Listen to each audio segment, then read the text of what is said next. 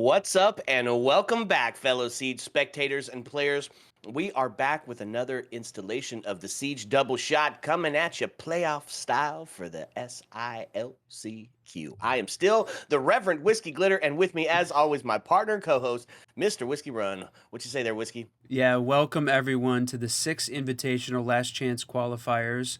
We are in the playoffs and day 2 here of the closed qualifier playoffs, and it's upper bracket final time. And we'll go ahead and show that bracket in a moment, but want to welcome everyone after what was a really long and fantastic stream yesterday. 9 hours of casting, 3 best of 3s. Today could be the same. Teams have the options of playing a couple shorter games. Right now, everybody so far choosing best of 3s. So let's take a look at the brackets real quick, my friend. We know the teams from yesterday, those upper bracket semifinals. Loyalty is Scarce beating Team Cruelty and Wildcard beating Oxygen, earning their spot in the upper bracket final. That's the game that we are going to be covering here next in a best of 3 between those two. Team Cruelty and Oxygen drop down and face the Washington Wizards and the Friendship team, both eventually winning those games and earning their spot in the lower bracket semifinal. That one is being played, I believe, off stream currently, but running concurrently here with the upper bracket final. The loser of the upper bracket final and the winner of the lower bracket semifinal are going to meet in that lower final, and we'll be covering that one next as soon as this game is over. But our two teams today, my friend, Loyalty is Scarce and Wildcard. Yeah, so yesterday you talked about it. Huge 9-hour cast. We got to watch some wild card play. In fact, had that one map bank all defensive wins, 0 attacking wins in 15 rounds. So expect them to have an incredible defense going on today. And loyalty is scarce. It's kind of going to be that aggression versus aggression mixed, right? Wild card known for shooting the gaps and exploiting mistakes. Well, loyalty is scarce. These players, they're all gunners, and they do the same thing. They're very quick to get into action, to take those initial gunfights. Man, this is going to be an absolutely banger best of 3. You called it. Loyalty is Scarce. We watched them through the Element qualifiers on our channel and through all of the SI qualifiers, and they are a very aggressive team, both attack and defense. And the map pool, I think, kind of favors this team. And we'll take you through why, because unfortunately, we're not going to get to see Layer, but a couple of my least favorite maps off the pool early. So I'm really looking forward to what we've got in this best of 3.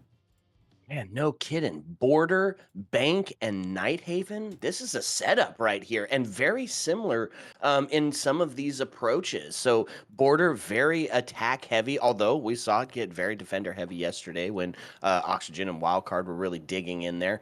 But for the most part, accepted as an attacker heavy map. Then we of course move on to Bank for the second one, and I mean that can, if a well put together attack team can do well on Bank, but normally still I'm thinking defense has got it there. And then of course Nighthaven Labs to finish it off. I'm really excited for this map pool. I think it's really going to be a blast between these two teams. The fact that Wildcard picked that map again shows that they are ready to change the narrative on that, and I'm here for it. But first, my friend, we have got to get through Border. The teams are in, the map is ready. It's time, my friend. So yesterday had a couple of special guests, High Bear, Nom, Happy coming through to help us out with the TriCast. Today, you always hear me talk about those coveted Yali check marks or check boxes, and so we're gonna bring Yali in today to help us out. Hey Yali, welcome to the stream. Hey, so nice to be here. Been a little bit. Last time I was with you guys, that was back in the Butler land. That was a really fun event. We did cast Layer on that one, didn't go very well, so I'm kind of glad to see that off the board. But yeah, speaking of operator bans, it's exactly what I'm expecting, that Monty off the board. Like, I was coming into this just thinking we're probably going to see Monty. I'm expecting something like a Deimos or some other duelist operator, Grim. Yeah, just someone who's going to be getting a lot of information and ensuring that fast plays can be made. Seeing that off the board isn't really surprising. As far as the defending operators too, kind of in the same boat. There's no one like specifically that comes to mind that's like, these are operators that either of these teams are going to specifically want. But for the most part, anyone that's going to be good at winning firefights, giving yourself an advantage. Valkyrie, obviously big information operator. That's a massive way to gain an advantage. So not surprised to see her off the board at all. And finally, seems like they've just about got it picked. So yeah, Clash. Cool. Okay. Not quite what I was expecting, but I think that does make quite a lot of sense, in particular on sites like Armory, just because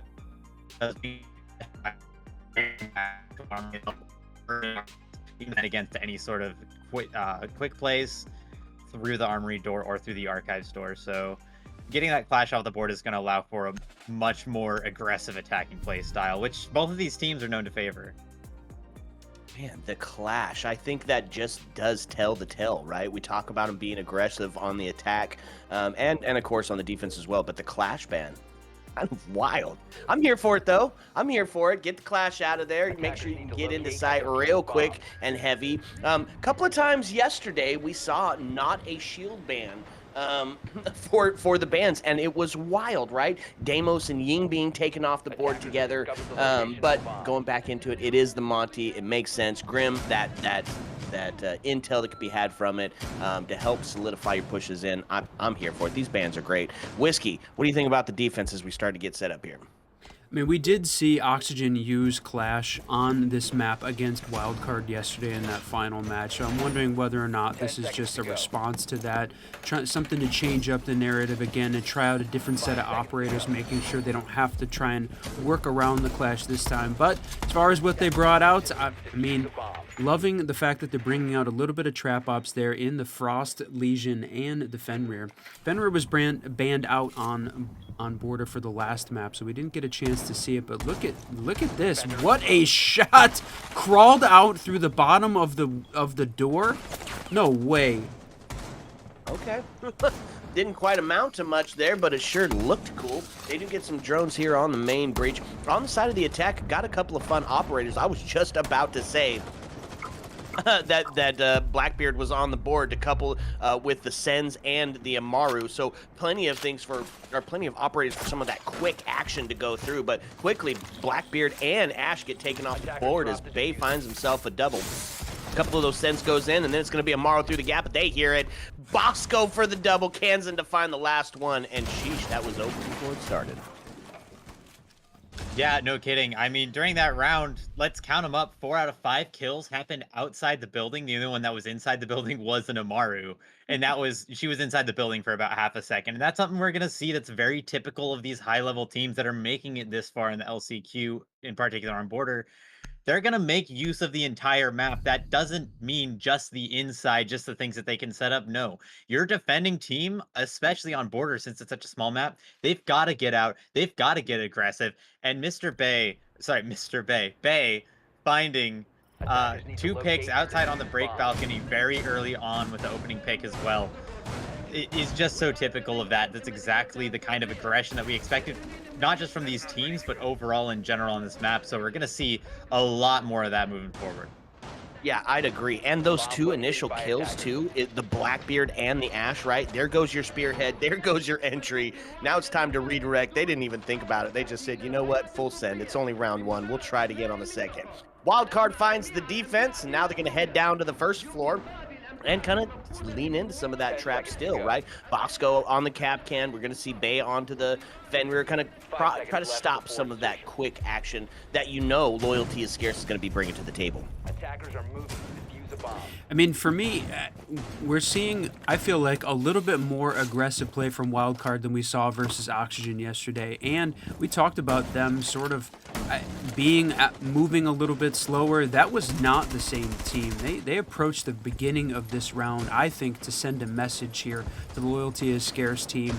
And this combination of, look at this, another run out there from Kansan, but this time Epic wins the battle. And it could have easily gone the other way in the last round as well. Those run-outs could be punishing to the team that makes and takes those extra risks. But right now, I mean, WILDCARD putting a bunch of extra pressure. Loyalty is Scarce is going to have to answer back at that same level if they want to keep this up. And 2 in a row to start off round 2, which shows they're ready for it. That's right. Bay answers back on the headshot onto Brios. Does take us into a 4-2. So now the defenders find themselves in a kind of a tough position. Still has 3 of those canisters, but a quick, oh man, peek back and forth. Peekaboo ICU, and he gets taken off the board. 4-1. He's going to get some damage done and the down onto Epic, but it's going to be all for naught as Mike W able to take the vertical, take him out of the game. Yeah, not bad play from WILDCARD going into there, managing to get all 3 of those players up on the top floor, right where the entry is occurring in the armory area. But just having it completely shut down because, yes, WILDCARD, they stepped up, they set the pace during the previous round, but loyalty is scarce. Absolutely expected it this time. They knew, they're just going to walk up on us. We've got the Dokkaebi, we've got the Lion. This is exactly the kind of lineup that you want to see against a team that's going to play super aggressive, especially after 2 rounds that took less than a minute. Not surprised at all to see those trades coming out from Loyalty Astairs, totally prepared to take those fights. And by the way, proving that they absolutely have the gun skill to be up at this level of competition. Completely agreed. Yeah, that's the reason that you want to try to get that Blackbeard off the board early, because he is that spearhead. He's going to go into sight, and he's going to cause an absolute disruption, and that's exactly what happened. Pushed in, punched him in the face, round 1. That's what you'd expect out of, again, we're looking at a T1 team taking on the top of T2 here. Loyalty is Scarce has certainly earned their place in all of these, the recent T2 matches, fighting their way through Element in that bracket. And, I mean, they have shown up and shown why they can certainly be one of the teams to do battle here. Of the 4 teams that are left, I mean, the fact that we didn't end up with 2 T1s in the top 2 spots in this upper bracket final shows, I think, just how good this Loyalty is Scarce team is. So they've got a chance to make it into that grand final game that's going to be taking place later. But WILDCARD taking a couple peeks there, not enough though, not giving away enough. For Loyalty is Scarce, not giving away enough there to lose that peak, and I'm happy that they're going to keep all 5 alive to do a little bit more close quarter combat here on border. Look at him Look just at this. hanging on to this. No way. Door. Oh, no way. He's not even going to go for the one that's on the window. He goes for the rappel, and he finds it. A quick second peek. Bay is just unstoppable. He's been looking so good recently, and he's just not afraid to take the fight. Finds himself with 2, and 2 epic ones at that. Ace off the board, and your intel and Dokkaebi. Gonzo Garbanzo. Epic is able to answer back. Bosco takes one. Brios is able to find Bosco off the board. Brios gets traded as Kansan finds it now into a 3-1. Low health for Bay, but doesn't seem to be a problem for him. He's a headshot machine. So Mike W with his work cut out for him, and now he's facing some trouble on the vertical as well, as he's still got Kansan up there looking for it. And there's going to be the first, right? Real close to equalizing. Gets the intel off the boards. The BP is destroyed. If he can get the kill onto Kansan or Bay here, put himself into a 1v1, it's an ideal situation. Although those Fenrir gadgets, you can't see, I can't see, no one can see. Goodbye. Oh. Yeah, key difference between that last round and the round that Loyalty is Scarce actually won. In that round, they had 3 people all together, all pushing through Armory. During this round, rather, they didn't have all their team together. They were kind of spread out all over the map, kind of trying to set up crossfires across, a small map. But that's what enabled Bay to find the gap and start getting aggressive, killing both of those players outside. They had a player way out, all the way on. I don't even know what to call that. I've never had to call that in my life. Way out on the building outside, trying to find a pick, slowing down the attackers.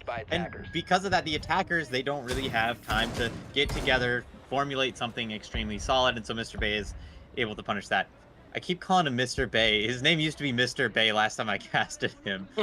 Play on Mr. B, who is also in the lobby. So it's, sorry if that's a little confusing. I promise I'll stop at some point. No, you're just showing that respect. It's Mr. Bay to you, all right? Mr. Bay was my father. Oh. Mr. B, Oh. Bay, and Bosco, I mean, and Brios, they're making this difficult, but right now, I mean, the fact that we're seeing the back and forth between these two teams, to me, still really feels like we're seeing WILDCARD send an absolute message. They were not playing this aggressively yesterday versus Oxygen, not on any of the maps, so this being Loyalty is Scarce map pick to start this thing off, I think this is all about sending a message and portraying a level of confidence. I think that's going to shut them down. So I love it. They're getting the chance to play out a best of 3 here. Nobody is going home. And I know if you're just joining us, welcome everyone to the 6th Invitational Last Chance Qualifier Playoffs. 4 teams have been selected. These are the seeding matches. Who is going to be the number 1 through number 4 seeding for the finals that are taking place next weekend? So this is it doesn't have the same level of we'll say weight on it that because these 4 teams have made it, but now it's all about learning how your opponent plays when those final games are coming up next week. Already a little bit of damage done. Sentry reduced to less than half the HP as they go for another one of those early engagements here. The crossfire just going to prove to be too much for both Bay and Epic as Brios finds the kill and takes out the teammate in one go. That's the equalizer and the entry off the board and the Fenrir as well. So a little bit of distraction and impact goes out, but air jab going to solidify another kill. Mr. B takes Spiff off the board. Kansan immediately to trade onto Mr. B with that Boss G that's just so devastating. Finds himself a second, and now the body count does sit into the hands of WILDCARD as they find themselves 3v2 here for this last minute and 28. Minute 28 left and 2v3. Some of these rounds have gone very late into the round with a lot of players left in the lobby, some going down quickly. So the fact that you lost 5 members early here puts this attacking team a little bit on the back foot. And despite the fact that Border seems to be, no way, I can't believe how many kills have happened out on that balcony. What a play from Brios, though, keeping this in a 1v1 with 55 seconds left. That is plenty of time for both of these guys to figure out where the other's playing. That's right, and they seem to have a little bit of a clue here. Grenade's going to go in to try to push him back, give him a chance to do a little bit of droning, but no drone available. Case is dead out on the balk. So with 40 seconds, is he going to go and pick it up? No, he's going to go for the kill. Does do a little bit of a distraction getting that cam off the board. Maybe thinking there's going to be a switch around towards that 90 side. Now he's got the intel as he takes a couple of shots towards back, but he has no clue where he's at. Getting a couple of shots from closet into that... finds himself a couple of damaging points, takes the rotate outside the scenic route, and now finds himself in security. A low health for Blackbeard, and he's going to meet right here. What a couple miss! of shots, not able to find it, though. 8 seconds left. Blackbeard's going to have to chase him down. A couple more shots. The Fenrir goes off. He got it. Going to take himself, I believe, a quad piece on that round? Indeed. Can you imagine being last up against a Blackbeard?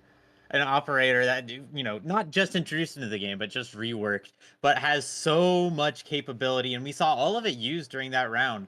Blackbeard, I mean, obviously using his grenades to make sure that a player isn't playing in a position where he would be able to get jumped onto easily right around the corner of Africa, right, that door between Archives and Armory, but as well, putting just the shield up in front of his face to be able to walk at his opponents, dashing forward through the wall to be able to get aggressive, and not forcing the Frost player out through the Armory balcony and into CC, giving away his exact position.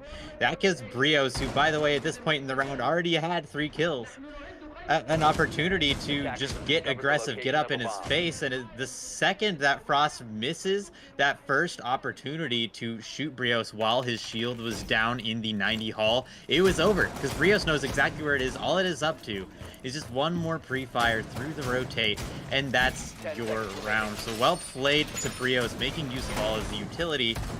Good try by Bosco, but it's not going to do it this time. Okay, tied us up. 2-2, we now sit. As we get a little bit closer to finishing the first half of the first map here, I'm going to lean into some of that trap ops here, Whiskey, right? Fenrir's on the board, Frost, Legion, Capcans. They're putting some respect 4 onto of the Shield's 5. name and trying to catch them, right? Just trying to catch them off guard because, like we said, he broke out a 4-piece on that to clutch the round for his team. Blackbeard is just incredibly powerful right now. And there's, to me, one thing that we didn't talk about early, but we saw a lot of it yesterday. Blackbeard running the ACOG, which that to me is the surprising part. I feel like we've seen a lot of the players settle on running the iron sights on the AR to make the ADSing a little bit faster. It's interesting that Brios is choosing to run the ACOG for a little bit of that distance, and that final fight taking place basically with the gun barrel in Frost's chest at the end of that one. So it's up close and personal, but interesting choice there in the changeup of what attachments that he's using to keep this fight going. But you said it, 4 of the 5 defensive ops on traps, and I think that says we know the attackers are getting frustrated with the level of the spawn peaks and outside kills that have been happening, and they might get careless in their push into sight. The minute 45 left, still working this loyalty is scarce team on opening up sight lines. It's a little bit slow for them. Opening up sight lines and even getting in. You said it. There's still 3 members outside, Mr. B, Epic, and Brios, having trouble just getting in. And that is because of those spawn peaks happening, because of that quick action. You have to put a little bit of respect on it, right? And take your time getting up to it. Make sure there's a drone. Make sure you're make sure you're not going to be That was clapped. close. You're running across a doorway. It is going to see Bosco to be the first casualty here as Mike W's able to find him. Spiff to answer back as Mike loses his life, and Epic taking Spiker down. It's just a quick trade out between. There's the double that now goes. Ash does go down, puts it into a what a 2-2. triple! The shotgun runs out. Spiff now on the triple, on pace for the ace here as he's only got 2 more, and he has not budged from security. And that is going to be a DC, but is after he died, so not going to affect the round here. 44 seconds as it starts to count down, Whiskey, and it's a low health. Mr. B takes a bit of damage and is still outside the building. That is going to be Spiff taken off the board. Epic's able to find his headshot. A fire through from metal is going to absolutely delete Mr. B. Now puts us back into a 1v1. It's a showdown. Just been the name of the game the entire time. Holy Whiff City as he misses the headshot that goes around. Epic now does have the diffuser in the hand. He's going to start heading towards the side as he's only got 12 seconds left in which to do so. So it's going to have to be the rotate up from Vigil. He hits those main stairs. He's coming around. We take it to 50 to 75. He's going to have to plant and swing. And that's exactly what he does, but it's not going to be in his favor. Kansan able to rip his head right off. And that is going to be another defender win. Take us up 3-2. Glitter about halfway through that, still having players outside. At that point, they only had 1 player inside the building, being the top East player, and I believe they had another player inside, but he's irrelevant. We're not going to talk about him right now. To be on CC, and everyone is able to flood into CC. All the LIS players, the attackers, flood into into CC, getting aggressive, trying to start this snowball because they don't want to get in. Right? There's so many crossfires on this map. They don't want to get aggressive until after that first pick is found. So once it's found, they start flooding. And while, yes, there is a response, Spiff manages to get in on the Legion and find that 2K retaking control of CC. It wasn't enough because you've still got a player on break door. And now, since your attention has been diverted over there, you've lost your crossfire. Now it becomes an advantage for the attackers as a player coming through office ultimately kills Spiff. And now you put yourself in a 2v1, which does go down to a 1v1 based off of a nice shot, and ultimately does end up in the hands of WILDCARD. But a very close round nonetheless, and that kind of explains the game plan that these teams are having on the attack, right? Find that opening pick, and even though WILDCARD this time took a little bit of a step back and probably kind of let them have it by not getting super aggressive, the fact they found that opening pick and then took advantage of it immediately with no hesitation, that's the game plan. So that's why the aggression comes out. They don't even want that opening pick to start that that boulder rolling back down the hill. They've got to stop it dead in its tracks before it even starts. Okay, so we do take it down to the workshop here for the last round of the first half of the first map. A little bit of a switch up here. Bosco bringing out the pulse, so lean into some of that intel. We've seen it be very, very effective, holding down in customs area the C4 to take out 1, 2, and potentially 3 players at a time as they start to push in and try to take Kansan out of there, right? That's where Spiff was just putting the work in, and you got to know that they're going to be back in there again. So a little bit of extra dedication and a plan from the defense in case they do. One of the other things, just taking a look at the site choice here, we talked about it yesterday, that again, basically most of the teams running a 100% standard site rotation, right? Very rarely deviating from running the standard 3-round rotation and just keeping to it, whether or not they won on defense, lost on defense, just taking the game plan and running it. Here in this case, it's one of the first times we had seen the wildcard defense repeat a site directly after losing it, and I think, to me, maybe again just changing up styles, practicing, but it was a difference that we'd seen in the site choice selection here from this wildcard team. Man, he's going to peek and find another kill off this Aussie Repel if they're not careful here. Again, minute 46. Now, here's the thing, right? You got to get your drones in. You got to figure out where everybody's at. So that first minute, sure, nobody's inside the building. Not a huge problem. But as we start to dwindle down to the back half of the round, that does start to become that time crunch problem again that we ran into yesterday so often, that where you have to push in, you have to make those mistakes. And here's the deal. We still have Bay holding security completely untouched, right? They haven't put any sort of aggression on him outside of the rappel, so he's just been allowed to hold this space, and it's being huge. Now, a push in through the window is going to net Epic a kill. Mr. B to also take Bay off the board. There's the guy I was just talking about. Kansan finds Mike W in the return, which does take us down to a 3-3 with 60 left on the board. I do think, too, that as Loyalty is Scarce is working this, trying to find their way, they did have, I think, the little bit easier side of the bracket to start this thing off. Cruelty Friendship Team, Cinta Negra. And we know that Cinta Negra ended up being disqualified early on in this thing. So I think Loyalty is Scarce didn't have the same level of battle that the T1s did down below with Oxygen and Wildcard, both in the same half of the bracket. So with 30 seconds left, they've made some gains, but it's still a 2v2. 20 seconds, the 20-second meta in play. Yeah, that's right. And it's been more of the 7-second meta in play before we even seen starting to get into sight. Couple of shots that go towards the desk, and Brios is going to find Spiker off the board, which is going to put Kansan alone in a 1v2 as the plant starts to go down. He might try to stop the plant. No. Instead, he's going to look for the second operator. He's going to find it. The post plant is in effect now, with verticality being the name of the game. Holding on to a cheeky little angle here, waiting to see if he can capitalize on the runaround. So instead, it's going to be dropping down the hatch. Does pull out the Boss G, looking to get active with that one shot, that one tapper. And if he can get the down, it's over. Does rotate towards it. Oh, so close! Not going to let him have the shot towards the head holes there. So it's the rotate around as they start kind of playing a little bit of ring around the rosy. Another shot goes through it. His back is turned towards the door. A couple of pre-fires. He's only got a second left to get the kill, and it's not going to be able to do it. He said, tag, you're in. Come find me. And it just doesn't even matter if you get the kill. Kansan with a triple. But they're going to lose the round. So you mentioned this is a small map, and what can kind of happen on this map, because it's small, is when the attackers are attacking, they can get into a few positions and surround the defenders, and they didn't really want to let that happen. So what we saw was Legion playing all the way out in square. We saw Vigil almost never on the site for a split second, just to be doubled up with the site player, but ultimately leaving to go out to customs, going up the stairs, just does not want to get stuck into that situation. And while that is a solid game plan, especially given the fact that you've got the Vigil and you've got the mute, there's not a whole lot of information on the side of Loyalty is Scarce.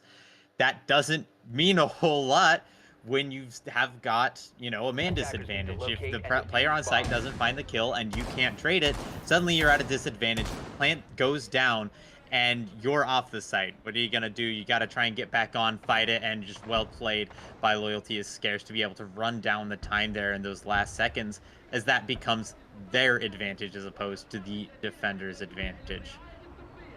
Attackers have discovered the location of a bomb. 3-3 on the half. Is that expected? I I mean, it kind of feels like it is, right? Because only Yeah, I because think of the two Border's pretty teams even. playing, right? Yeah. Because Wildcard has 10 got a seconds to great go. defense. Loyalty is Scarce has got a wonderful attack. So to see him equalize it out, I feel like this first map could see overtime. Totally speculation here, but I feel like both these teams are attacking. Right? So it's gonna be even because both teams are attacking, right? There's no side advantage. That's fair. Certainly, it felt like Wildcard on defense was playing incredibly aggressively, like approaching the attackers as if they were the ones being attacked. I like the way that you're thinking about it, and I like the way that Wildcard changed this up. I mean, it's a completely different game, continues to be all through these rounds that we saw yesterday. But love this combination. Fresh talked about this a lot during the Montreal Major. The Deimos plus the Lion, and you could see that early on they had all 5 players identified. Deimos has got his choice of who he wants to try and use those drones on because everybody available. They've got the option to ping out everyone. So the combination of the Deimos and the Dokkaebi, you're going to be able to find all of these loyalty is scarce roamers when they're hiding, potentially at the end here. Again, trying to combat. The thing they don't really have something to combat. This is Brava going to stay alive long enough to try and steal some of Mike W's drones. Couple of trades ring out early. They got that security presence just done and over with as a zombie gets ripped off the board and early, right? Oh, man, Bosco and the Deimos underneath with Spiker kind of putting the pressure onto the player up top, but the rotate down below is going to find Spiker off the board. They're looking for another. They start to push in. Spiff takes...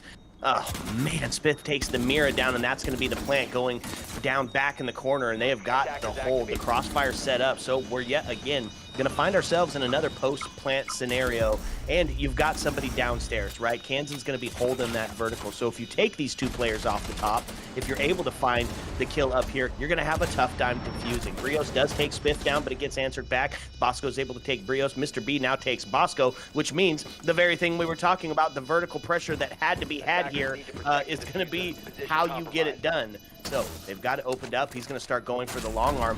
But he's looking for him. He can't find him. Does force him off. Does find the shot. Mr. B from above says verticality. Say less. Hold my beer and finds it. He's going to be able to get the defuse in time. Defender mission Mr. successful. B, as the IGL for Loyalty is Scarce, is an incredibly fluid IGL. They historically haven't really gone into things, and I'm talking very early element here. They didn't really go into it with plans and ideas and strategies. They said, hey, let's look at this. Let's try and figure out what works with the meta, and we'll adapt to it as we go. And that has kind of stuck to their play style. All these players on this team are able to shot call. They're all able to say, hey, there's stuff happening here on the site, in this case, vents. Let's all go do that. And the problem with that is everyone on Loyalty is Scarce went to go combat the aggression downstairs, and that left Armory wide open for Lion and the other player to get in and put the plant down. And on top of that, you've still got a Dokkaebi downstairs covering, so beautiful post plant. But when it comes down to it, Loyalty is Scarce just kind of has it. They are absolute gunners, and yeah, you can put yourself in a maybe not perfect, maybe they Wildcard could have been a little bit further back outside on the Armory balcony, right? But it's still an absolutely brutal setup for the defenders to be able to push through, and they do it anyway. So well played by Loyalty is 10 Scarce. seconds remaining. Yeah, absolutely. Beautiful play. Find the advantage, 5 seconds take to down insertion. some of those key players that are inside, hold the vertical. Attackers are Beautiful. heading out to defuse a bomb. Okay, so find one for the defense. Just feels like it's making me eat my words even more today for Border, as it's another defender win. And they're going to lean into some of that area denial, right? I love the Look Goyle at being that. brought out here. Not only, I love the area denial from the Goyo, but also Loyalty is Scarce answering back with that same level, right? Running outside, taking some shots at Wildcard. It almost feels like they're just playing a little bit looser and freer than they were yesterday. And I don't know if that's because they're trying some things out, seeing what works against these teams, or they just feel like you've got the pressure off because they've already made the playoffs in this case, right? These are the 4 teams that have already made it. But either way, right now, it is making for some exciting siege, and I'm not sure at this point we can really tell. The thing to me, looking back around 6 and 7, that was the first time we saw either one of these 2 teams win 2 in a row. Every other round had been 100% back and forth. So definitely not defender-sided, definitely not. And that looks like the observer showing us that was a drone hole kill on Mike W. Ouch. No The way, toes. all the way through.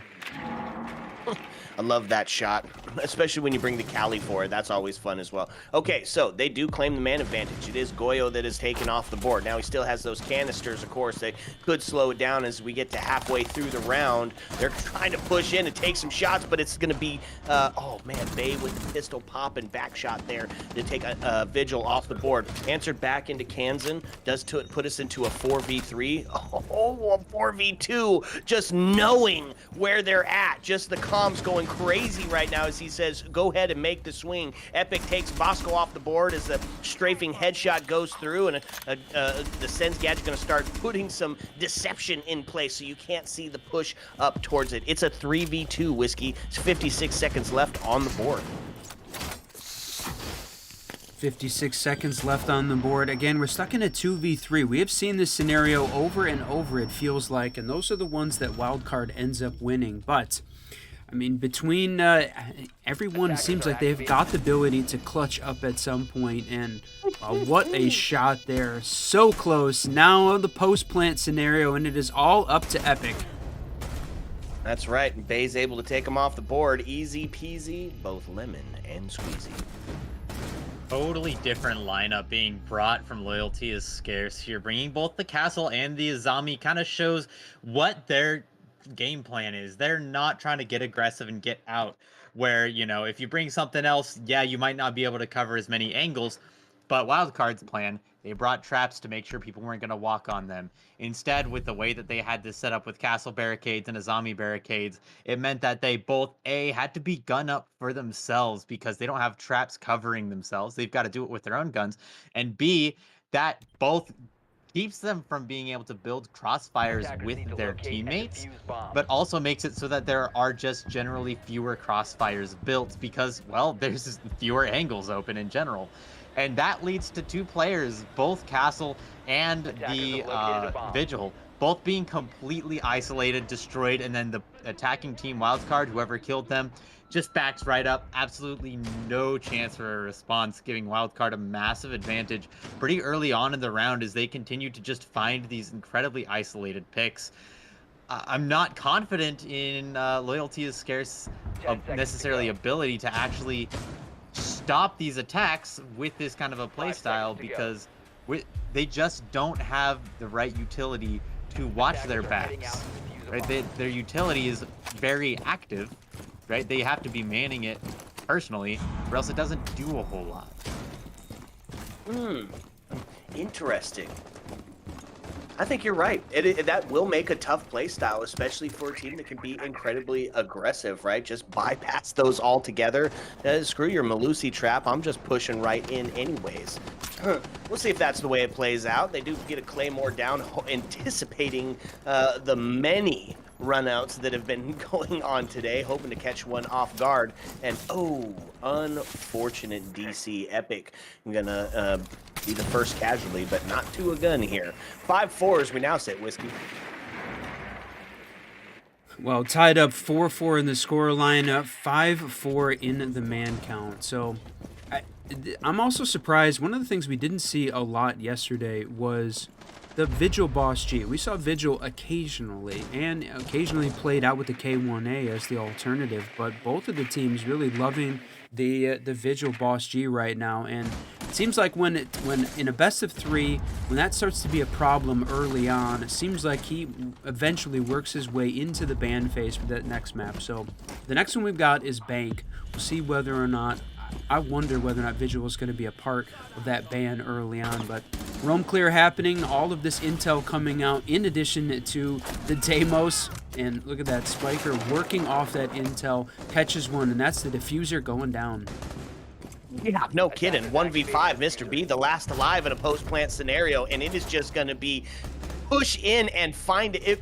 What just happened? All of a sudden, everybody was dead, and the plant was going down, and it was a 1v5. Yeah, I mean, exact same thing that I said happened to Wildcard. I don't remember exactly what round it was, but it was the one where the Loyalty is Scarce got exactly 1 kill and then flooded. Same thing happened, but the difference is this time it happened at like 2 minutes and 30 seconds. They got their opening pick and they said, all right, let's take this map control. Don't stop.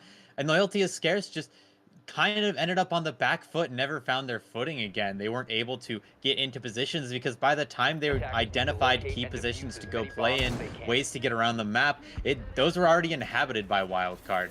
So that is a round based entirely just off the fact that Wildcard had the what's the word I'm looking for?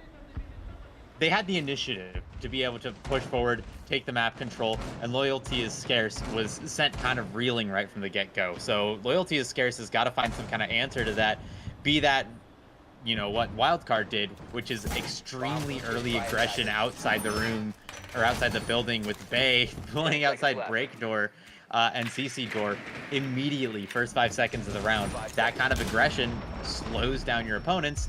And if Loyalty is Scarce doesn't manage to find either do that or find another way to slow down their opponents, then Wildcard is going to continue to steamroll them like that. Okay, so speaking of steamrolling, they're bringing along the Ying, some Candelas to add to the chaos here with Kansan onto the Amaru. I gotta tell you, Kansan on the Amaru feels like a really formidable thought there. Kansan on the Amaru, and we were treated to a little bit of Mike W. Echo drone work as well, which was pretty fantastic, tossing it up through the top, getting a few angles there on this attacking team as they're making the approach. So I maybe identified the fact that Kansan is running the Amaru, whether or not they caught him, that's going to be huge, identifying that piece of this early. Spiker, again, leaning into that Deimos.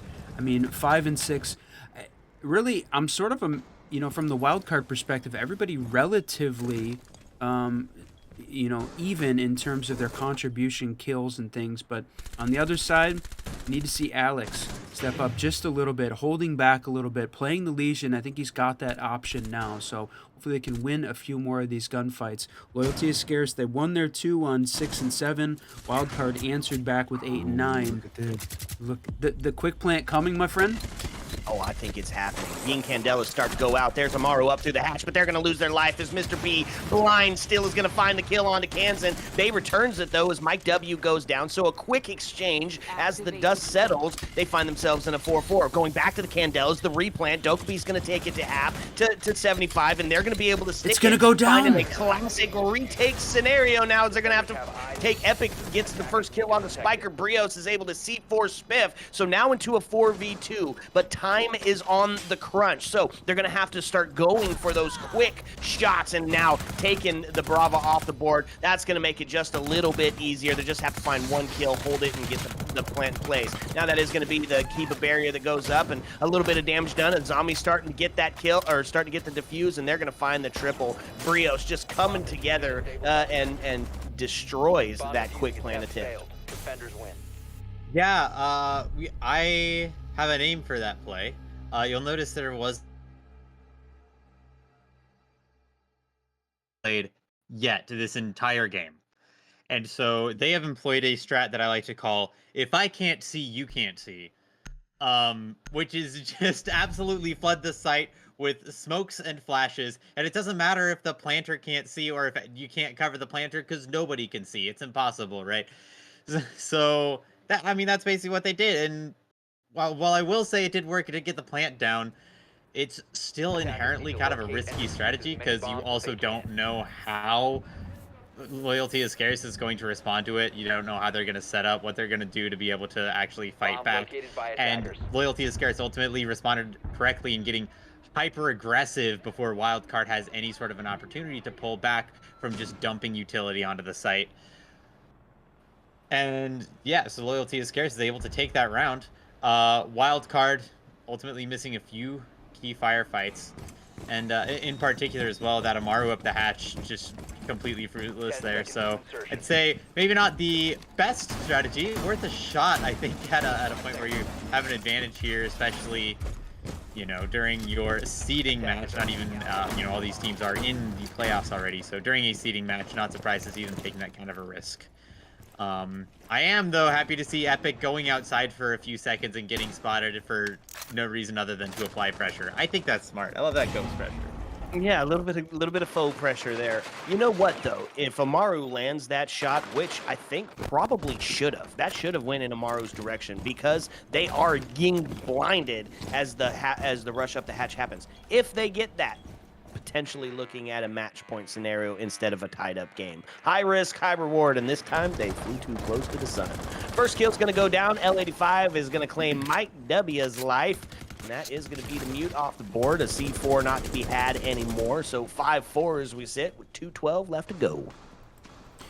Yeah, the first full minute off this round already. And one of the things I think you point out, basically, for me, the Azami, that Azami play on the window was one of the things that enabled Loyalty is Scarce to get that plan off at the end. Yeah, everybody was blind, like Coach Jolly said, but the fact that Epic was able to toss that Azami barricade down forced Ying to have to just mag dump into that to try and clear it off, and that helped to distract and allow one of the other players to rotate around outside and take the shot. It's one of the reasons I think that that Azami gets banned so frequently. I'm definitely surprised WILDCARD used the ban on Clash rather than the Azami. Again, maybe it's a seeding match. Maybe they wanted to see how the defense would handle or how they needed to work around having an Azami that they had to face on their attacking rounds. But if you were looking at purely trying to find a way to win, I think she just brings so much to the table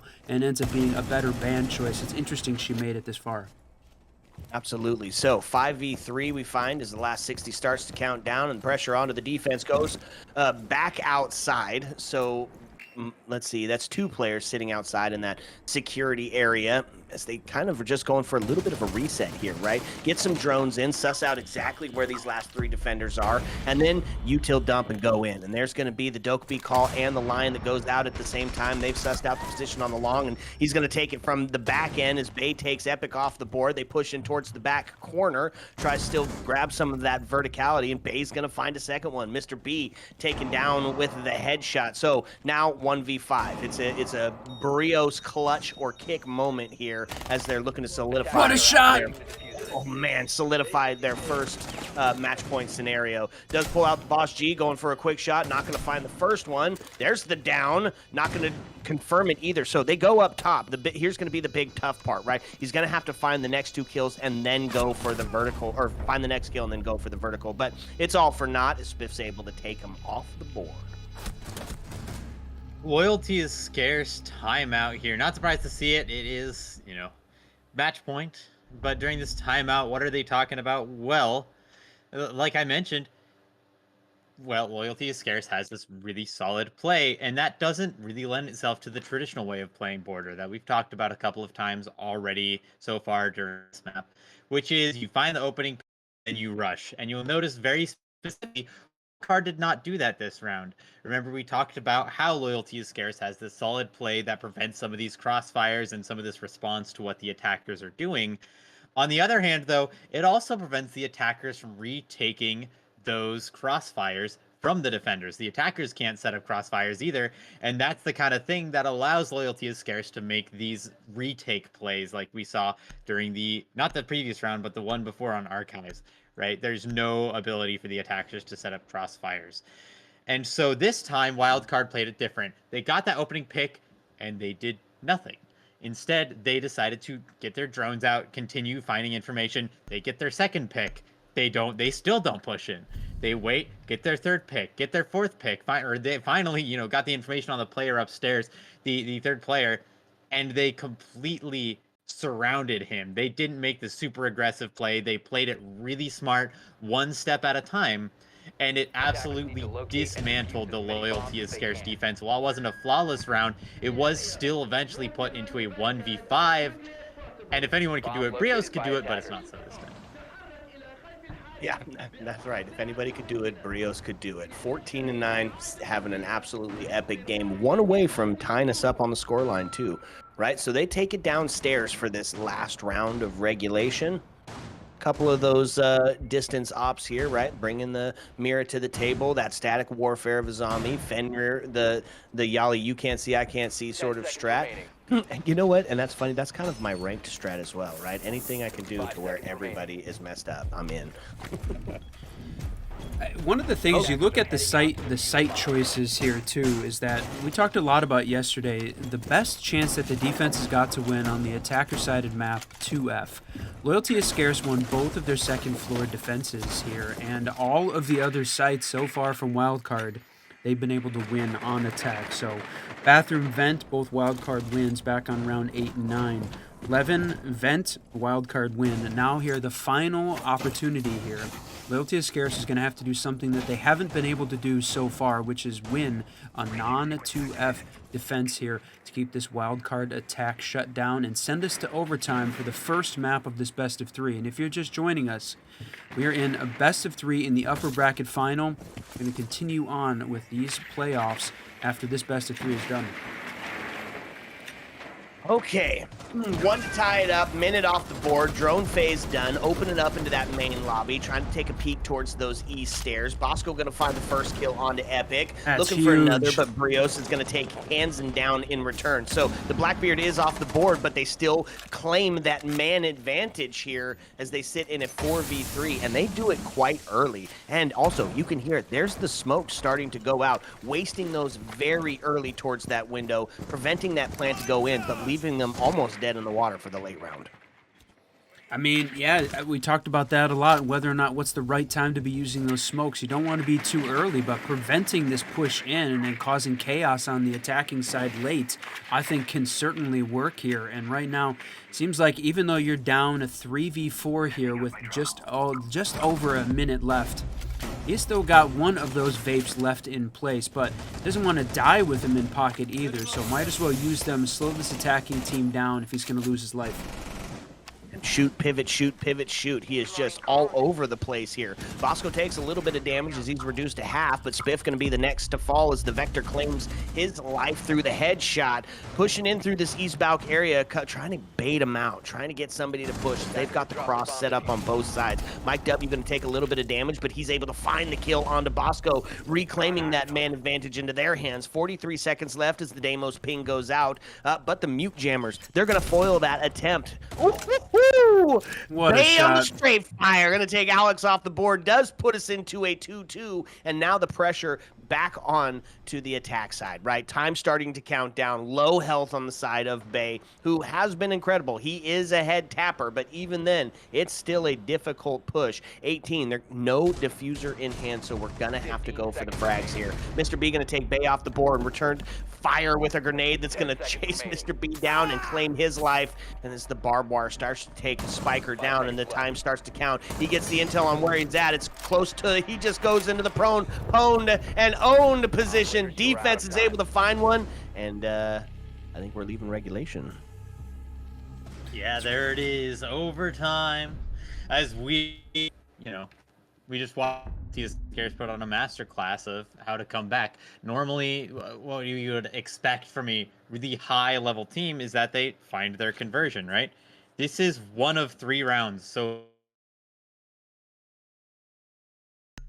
instead of falling into this pattern of my teammate died, I have to go trade them, they did a very excellent thing, and that was Brios. I mean, obviously there was the opening pick going towards Wildcard. Brios finds the trade and then gets traded again. So Wildcard at this point up 4-3, and there is a player in position to trade Brios. But he would have to step out onto top east in order to do that, and he knows he cannot win that fight. In the very least, he'll die, and that will snowball him. So instead, he steps back. He's got another teammate with him, and they say, hey, let's live to fight another day. And so they both step back, and these players, they get all over the map. They've got info denial for days. You mentioned it, mute jammers to stop the Deimos trackers. They've still got a vigil on the board as well. So there's just not enough information on the side of Wildcard to really lock things out, and eventually Loyalty is Scarce is able to use that to their advantage, get liquid enough, get around without enough information on the side of Wildcard, that they put themselves back in an advantage. And although it does ultimately end up extremely close, Loyalty is Scarce finally pulls it away, puts us into overtime. Yeah, fluid, very liquid. I think that is definitely one of the names of the game here. And so we're on to the overtime. Loyalty is Scarce going to be onto the defense first, getting rid of a couple of early Kiva barricades with that devastating DMR. You can hear it ringing out there. And they're going to go back to the pulse play as he sits down in that supply, maybe head under customs to help support the zombie that's still holding up there. Last time they tried this, the zombie got fried immediately and there was no return. Let's see if they pull something out of it this time. I mean, we got to see, we talked about it. Loyalty is Scarce had only won the 2F sites. They finally won a first exactly when they needed to, when it came down to it. In a must-win scenario, they pulled it off. So now they get the opportunity to go back upstairs, play defense again on 2F. And right now, it feels like Wildcard taking this maybe a little bit slower from an attacking perspective than they had been previously. All 10 left alive with basically half this round over. That hasn't happened very often here in this game. There's been an awful lot of looked like we saw it down there, but definitely an awful lot of back and forth early between these teams. Finally, Wildcard gets that opening pick onto Mr. B. Yeah, the wall bang, and that's going to take down some of that intel. Huge pick there as they do claim the man advantage here. Get a couple of drones in to take a look at security, to suss out any of those vulnerabilities. But she's already rotated back, right? The zombie got into archive. She did her job. She wasted her time. Now it's stay alive and try to be an impact towards the later part of the round. Minute and 8 left, Whiskey, and we still have most of the, no, all of them now. The whole attack team is outside. A redirect here.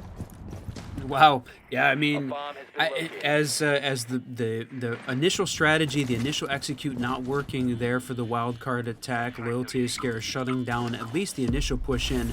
Now they're going for basically a very west side take, and they've got part of that wall was left open, making it difficult for the attackers to push in initially. They do get the ace in, at least right off the bat, and the smokes, though, just in the way. The nade finally forcing the defender out with 25 seconds left.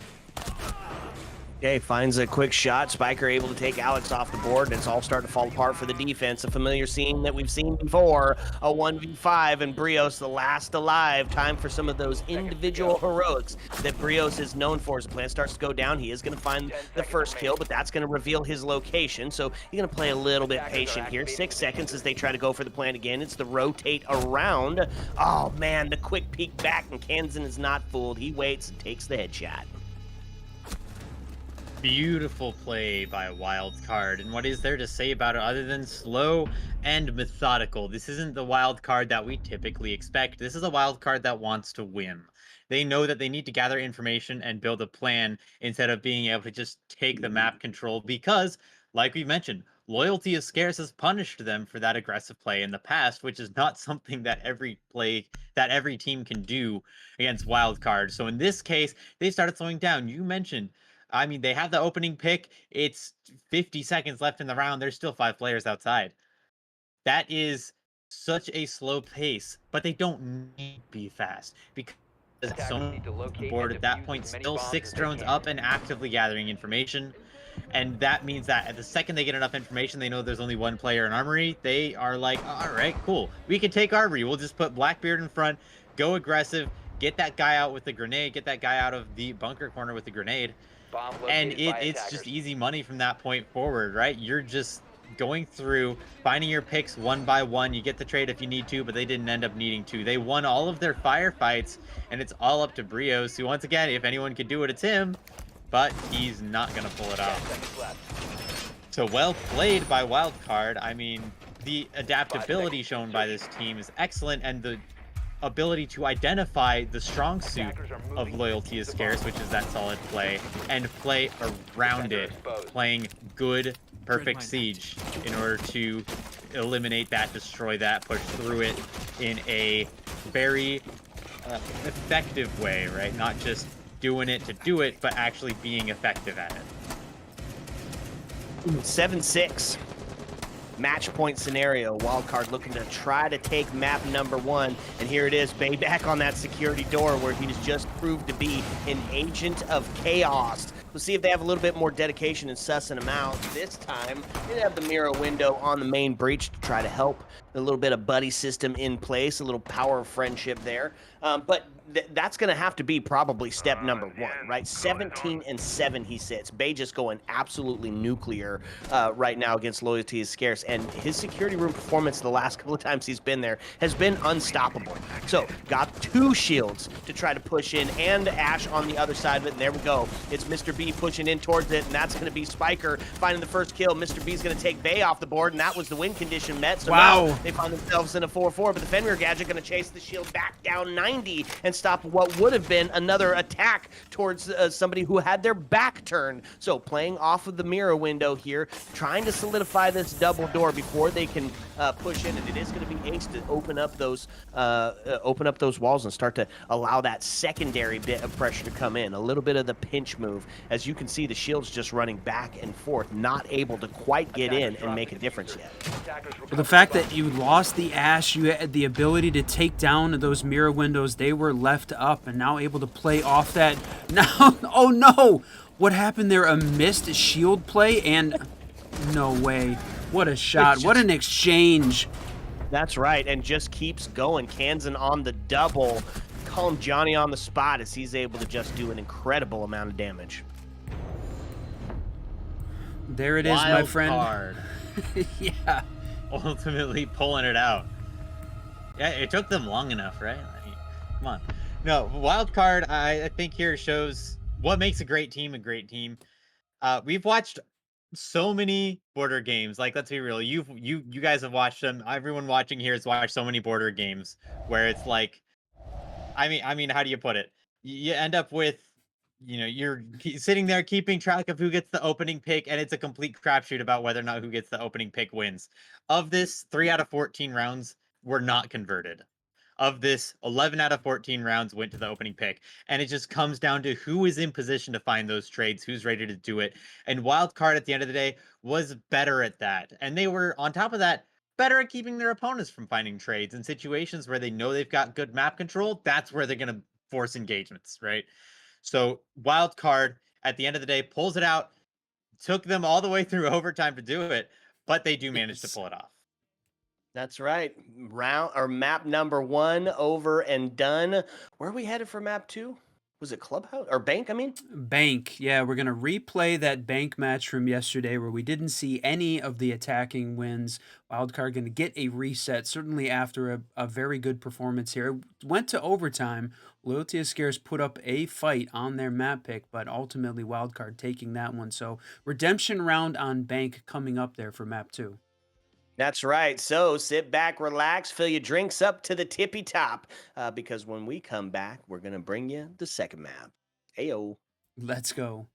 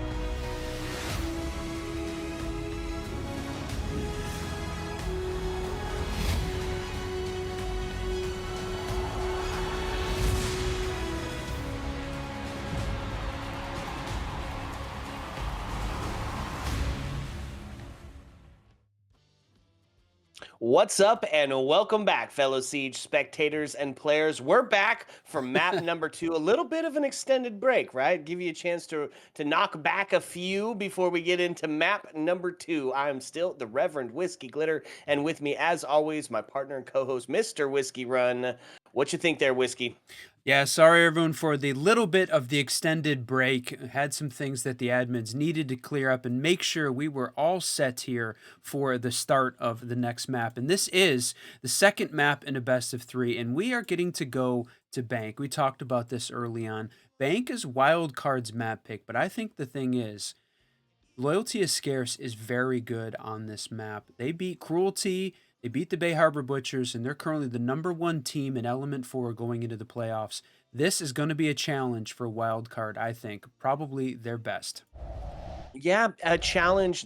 I would agree with you. 50-50? I don't think so. Right there, the clear underdogs here. You're taking on a tier 1 team who has had some massive success recently and just put a great showing on Bank. So if you're bringing up 2 aggressive teams, I mean, you got to rely on some of the legitimate gunners who have been there and done that, and that's in the hands of Wildcard. Loyalty is Scarce, great team. They got their work cut out for them. 40% chance win-win, I'm thinking. Man, we talked about this during the previous map. Was Deimos going to be banned because of how much he was used on Border? I said yes. Wildcard answering back there, banning him out as their first. Shield going to be the next. Not surprising there for sure how many times he has been banned now. Loyalty is Scarce had banned out Valkyrie previously on Bank, and I'm wondering whether or not we'll see that Valk ban again.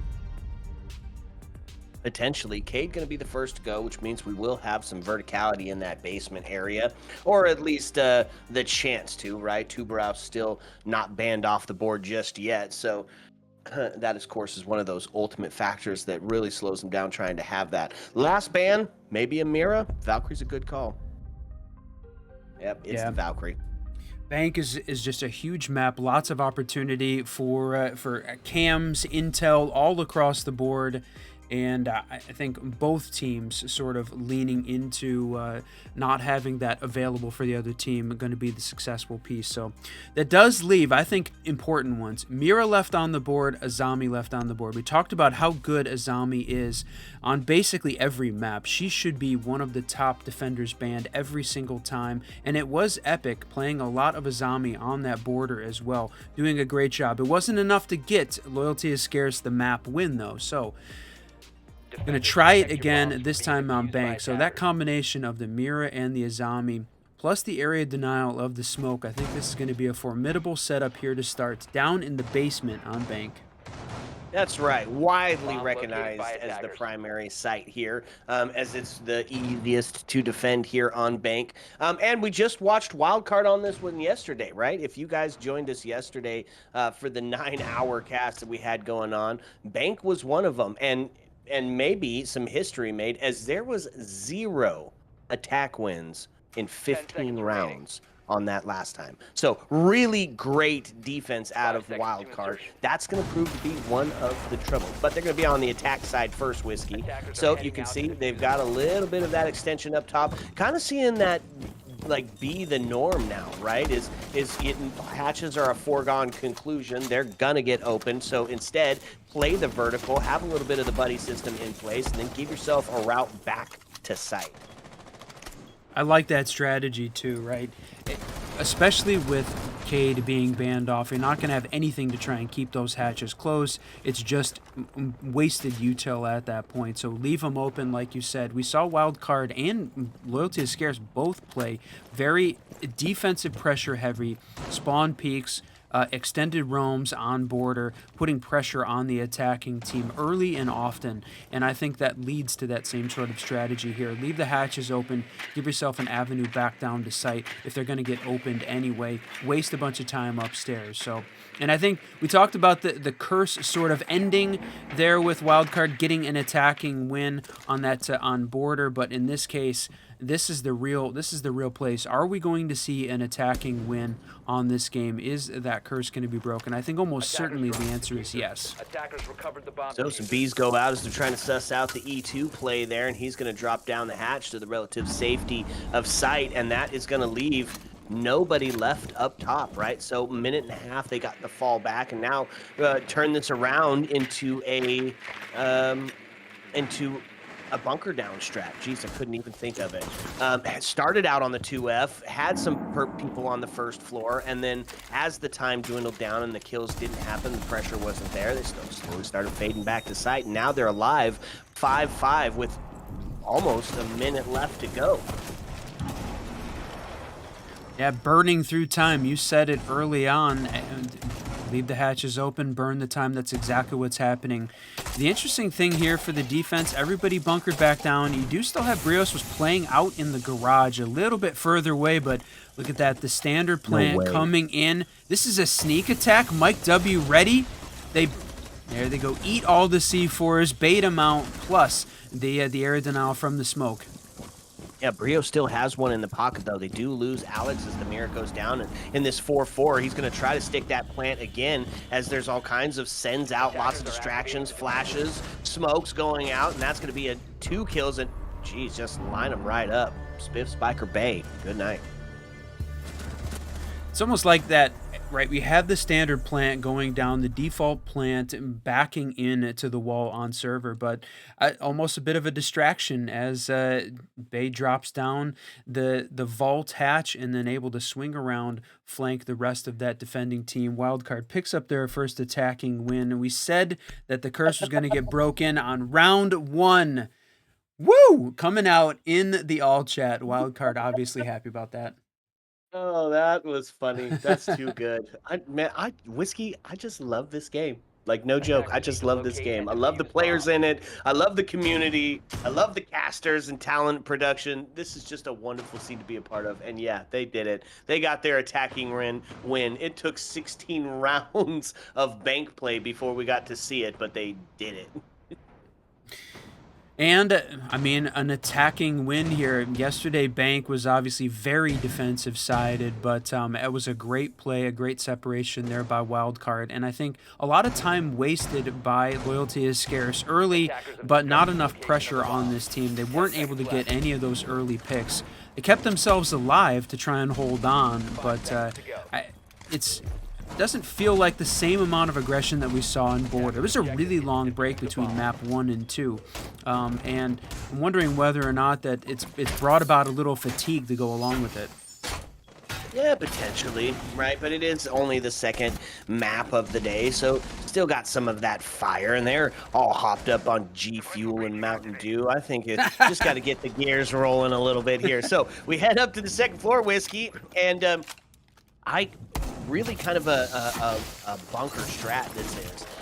Nobody down below. They've got the zombie to hole up inside of stock. They've got the castle barricades that are going to make pushing into sight, top square specifically, and those repels difficult to manage. And then behind that layer of defense, you're also bringing along the Mira, who's set up inside of Janitor to really force you to have to expend a ton of gadgets and utility to even take some of that real estate claim in there. And then should you get a shot and a down, Doc's still there to stim you back up. I love the Doc pick.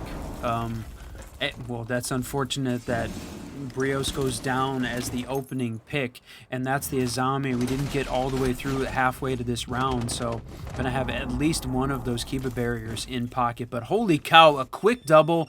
I mean, you're able to get one on the run out, but is traded out by the Claymore there at the end. Honestly, still feeling like a good trade right now there.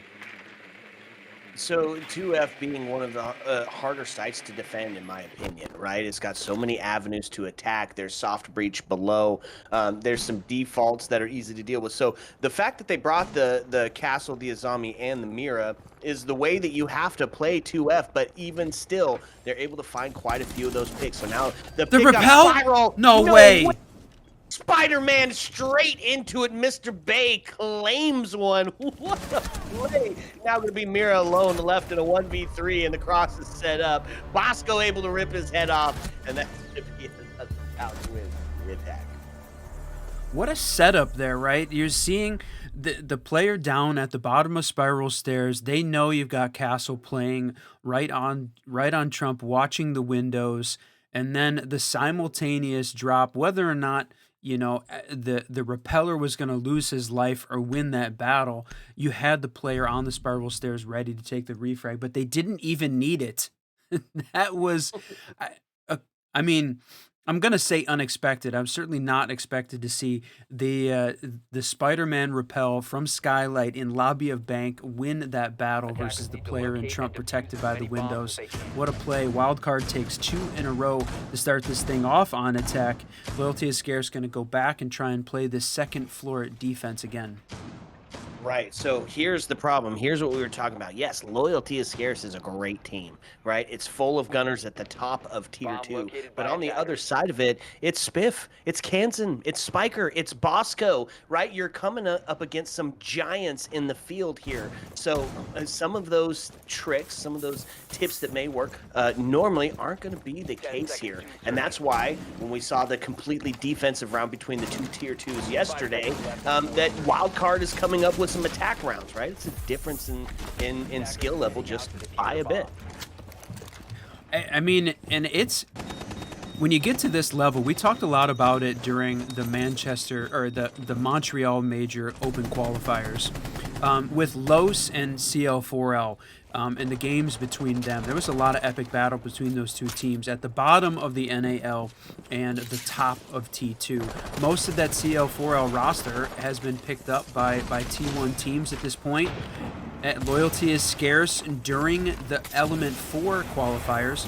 Took down the new reformed CL4L roster. So if you had to pick a top of T2, and we mean the top of T2, it is this team. And that line definitely starts to get a little bit blurred.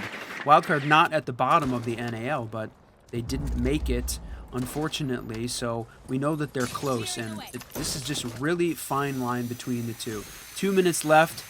Opening pick again goes in favor of Wildcard. They are winning that battle for sure. Right, and that's the thing. That was one of the win cons we talked about, right? Loyalty is Scarce has got to get those early entry picks and take them off the board. So 5-4, they do sit now with the man advantage sitting in the hands of a wild card. They're trying to play this top defense yet again here. 2F one more time. They brought along some similar operators. I don't know. It's tough. Castle gets taken off the board. They've got plenty of gadgets to deal with them and force them out of these critical push positions. We're going to need to see the equalizer here. You got some certified gunners, obviously, on the wild card side, and Loyalty is Scarce is going to have to answer back when it matters. They did that on the previous map all the way up until overtime, right? They found the win when they needed to send it to overtime and just couldn't close it out. So we know that they can win, but right now they're not showing that same level of aggression on Bank here, and Wildcard taking advantage of it. That's right. So there goes the mirror window as the Summon Charger starting to open it up. They're going to force Mirror to drop down and take the scenic route back up into sight. Yeah, got out of there. Well, I mean, they were in some trouble. Spiff takes down Epic. Mr. B to answer back on Spiff. Bosco able to get the body shots onto Mr. B and really claim that man advantage now as they find themselves in a 4-2, a 4-1, as Bay is able to take Brios off the board. And yet again, it's going to be Mirror alone in a 1v1. Finds the trade, but it's going to need more than that. 3 to the attack, Whiskey. What a difference between yesterday. Obviously, this is a new and rejuvenated team. I think from a Loyalty is Scarce perspective, right? I think they want to show up, show what they can do. I know there's a lot of discussion. Are they hiding strats? Super asked the question in chat. Are they just being goofy? Like, we're not quite sure where this is coming out. This is obviously just for seeding here. And if you're just joining us, welcome everyone. Between these two teams, we're deciding who is going to be playing for the option of first or second place. The winner going on to the grand final, the loser going down to play that third place game, and then eventually the option to maybe make it back into the grand final if they can take down the winner of that Oxygen Cruelty game. So still a little bit on the fence. To me, it seemed like on Border, they were playing to win. This time, though, I want to see Loyalty is Scarce just step it up a little bit. They're feeling very behind right now. Yeah, and so what do? They take it to the open area, going to switch up some operators a little bit, and you're seeing more teams claim this first floor site because it's got some fun extensions that go along with it. You can really waste a ton of time, and as long as you maintain the vertical, it's going to be tough to get in and find that plant and find yourself in a position to get that execute. So Mozzie brought around to take care of some of that intel and a C4 to back him up, along with Zombie, right? If she's not banned out, we're going to see her played. Her ability to have that static warfare and just dig in and set up some of that trench style warplay is just too hard sometimes to combat. So takes a couple of shots, moves himself back into sight, and now can rest on the back of that Mira and hold on to that main lobby. Or that bottom square. So interesting as well. We talked about this a little bit on Border, that the teams are sort of following that site rotation, and they went back to the 2F twice in a row, but to go to open office when you still had the basement available, I think, again, that shows that they're just trying out some different things here against this wildcard stack. If you're a Loyalty is Scarce team, I think it would have been a better option to go down to the basement and try and pick up a round win. They're going to want to at least go for the standard split at this point. If they lose this one, wildcard certainly on the roll and guaranteeing a better attacking split, which compared to the play we saw yesterday is a complete 180. That's right. Adapt to what's in front of you. Do the best you can with the tools you have. And in this place, they're allowed that aggression. They're allowed to take those picks. They're allowed to try that Spider-Man drop. Alex is able to find the first kills. Body shots into Spiff are going to ring out a C4, but it's ineffective as they did drop down. So Loyalty is Scarce does take the man advantage here, but it's a low health scenario here from Micah W. He's just a bullet, a shot away from getting taken off the board. He did manage to stay alive, though, and this is one of the first opening picks we've seen out of Loyalty is Scarce. I think they're first in this first half of the game, so at least they managed to survive and take down Spiff. There was another comment, so not going to be able to make Invite if they can't beat Spiff. Well, taking him down at least is a little bit of a start there. So the hold upstairs, for the most part, this defense, yeah, now all rotated back down to the first floor. No one playing upstairs, so the wildcard players up on 2F, Bosco and Spike are working the vertical angle. That is going to make it a little bit difficult for Loyalty is Scarce, but eventually going to have to rotate back down to get a plant if they can't catch a kill. Okay, so time's starting to wind down, and there's going to be the equalizers. Kansan's able to riddle Mr. B full of bullets. Does take us into a 4-4. Now as it gets opened up, they're looking towards the back side of sight here off the chassis. Almost finds a TK. Mike W with his life forfeit as it was only going to take a bullet, and they find one. Epic to answer back onto Spikers. The headshot rings out. Now into a 3-3 and a low health 0 and 3 Brios. Not something we're used to seeing right now. Oh man, almost gets taken out, and now Kansan to find one. Brios to take Kansan off the board. Brios with a What a shot! It's now 3 seconds left. It's a one. Jeez, Alex is able to take it. Man, I said Brios come alive, and he did exactly that. A double to help secure the round for his team. All right, I said I was expecting Loyalty is Scarce to rotate back downstairs, play the basement site as the option to get their first defensive win, but they go ahead and pull it off on, I think, what was widely considered the tertiary site on Bank, but it has certainly gained a little bit in popularity. Maybe we're starting to see why here. But now for round 5, they'll make the trip down to the basement and bringing out, again, just there's a Zombie Tubrow combo from a slowdown perspective. When we looked at this whole bracket yesterday, Tubrow was the most banned defensive operator by like a 10 percentage point. So again, one of the only games that we're getting a chance to see him so far as we've rolled through casting this bracket.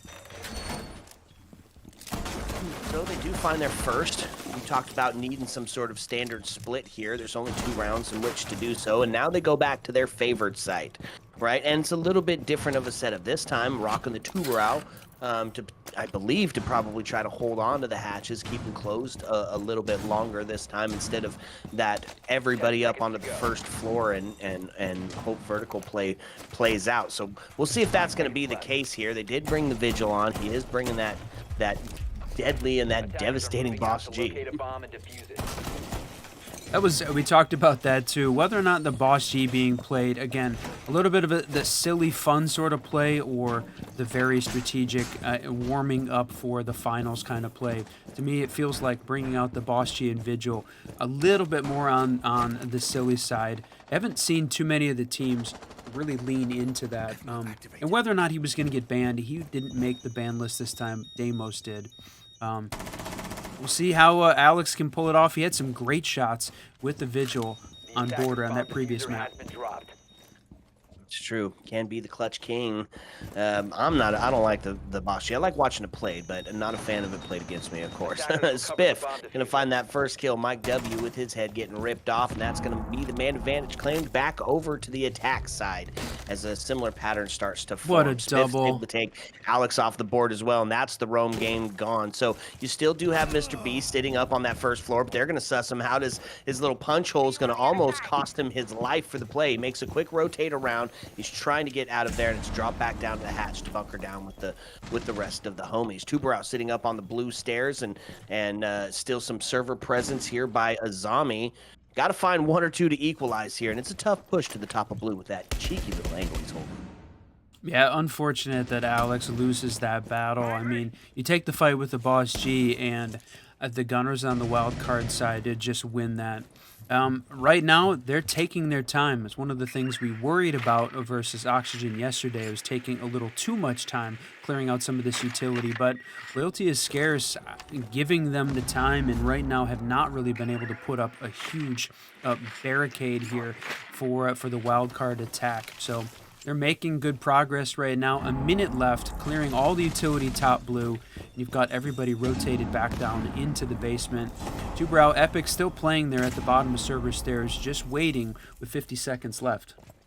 That's right. Time's starting to tick down, and you can see that Wildcard is checking all the boxes. They're getting their drones in. They're sussing them out. They're getting ready for the pinch move. And speaking of it, Kansan to find Epic. The second kill is Spiff takes out Brios, but Mr. B able to answer back and stop the flow of bleeding. But he's got to put himself on pace for the ace to be able to pull this off now. And that's the plant starting to go down. A couple grenades ringing out. And almost didn't get out of the way of that in time as he was going for the shots. Flashes, grenades, pressure just mounting all the way around Mr. B, and they're going to get the post plant, and this is a devilish little situation to now find yourself in as they just keep throwing in the flashes. They just keep keeping him blind. Bosco with the knife to finish us off. Follows him into the smoke, and yeah, you said it. I mean, that first round we saw Loyalty is Scarce play the basement defense, and Wildcard dominated that one on a big flank coming out through the vault. This time, they're able to gain control over on the server side, make the push in. They got the plant down, and then Loyalty is Scarce looked a little bit lost there towards the end of the round. And right now, Wildcard putting in the work on attack. All the lessons learned, all the mistakes covered, and Loyalty is Scarce struggling. I'm not saying they're out of this thing yet, but they're getting close to life support, my friend. They are down 1 map to 0 in this best of 3. And if they can't find a way to win on Bank, it's going to be their end of the upper bracket run. Yeah, so finding the second will definitely make it a little bit better for the op swap when we switch gears after this round. And Loyalty is Scarce is known to be a great attacking team, right? So I don't have any doubt that they're going to be able to find themselves a win or two, but this is going to be a very important round for them to win. Obviously, you want to win every round, but this one specifically is going to prove to be whether they're going to have a chance towards the end or not, right? 5-1 is a completely different story than 4-2, especially when you're struggling with finding the pinch, with taking that space and hitting your shots. Yeah, I almost feel like there's obviously no such thing as cast or curse. We don't have that kind of a power against the game, but talking about how good Loyalty is Scarce was on Bank during the pre-show, it's making, I'm eating my words a little bit right now.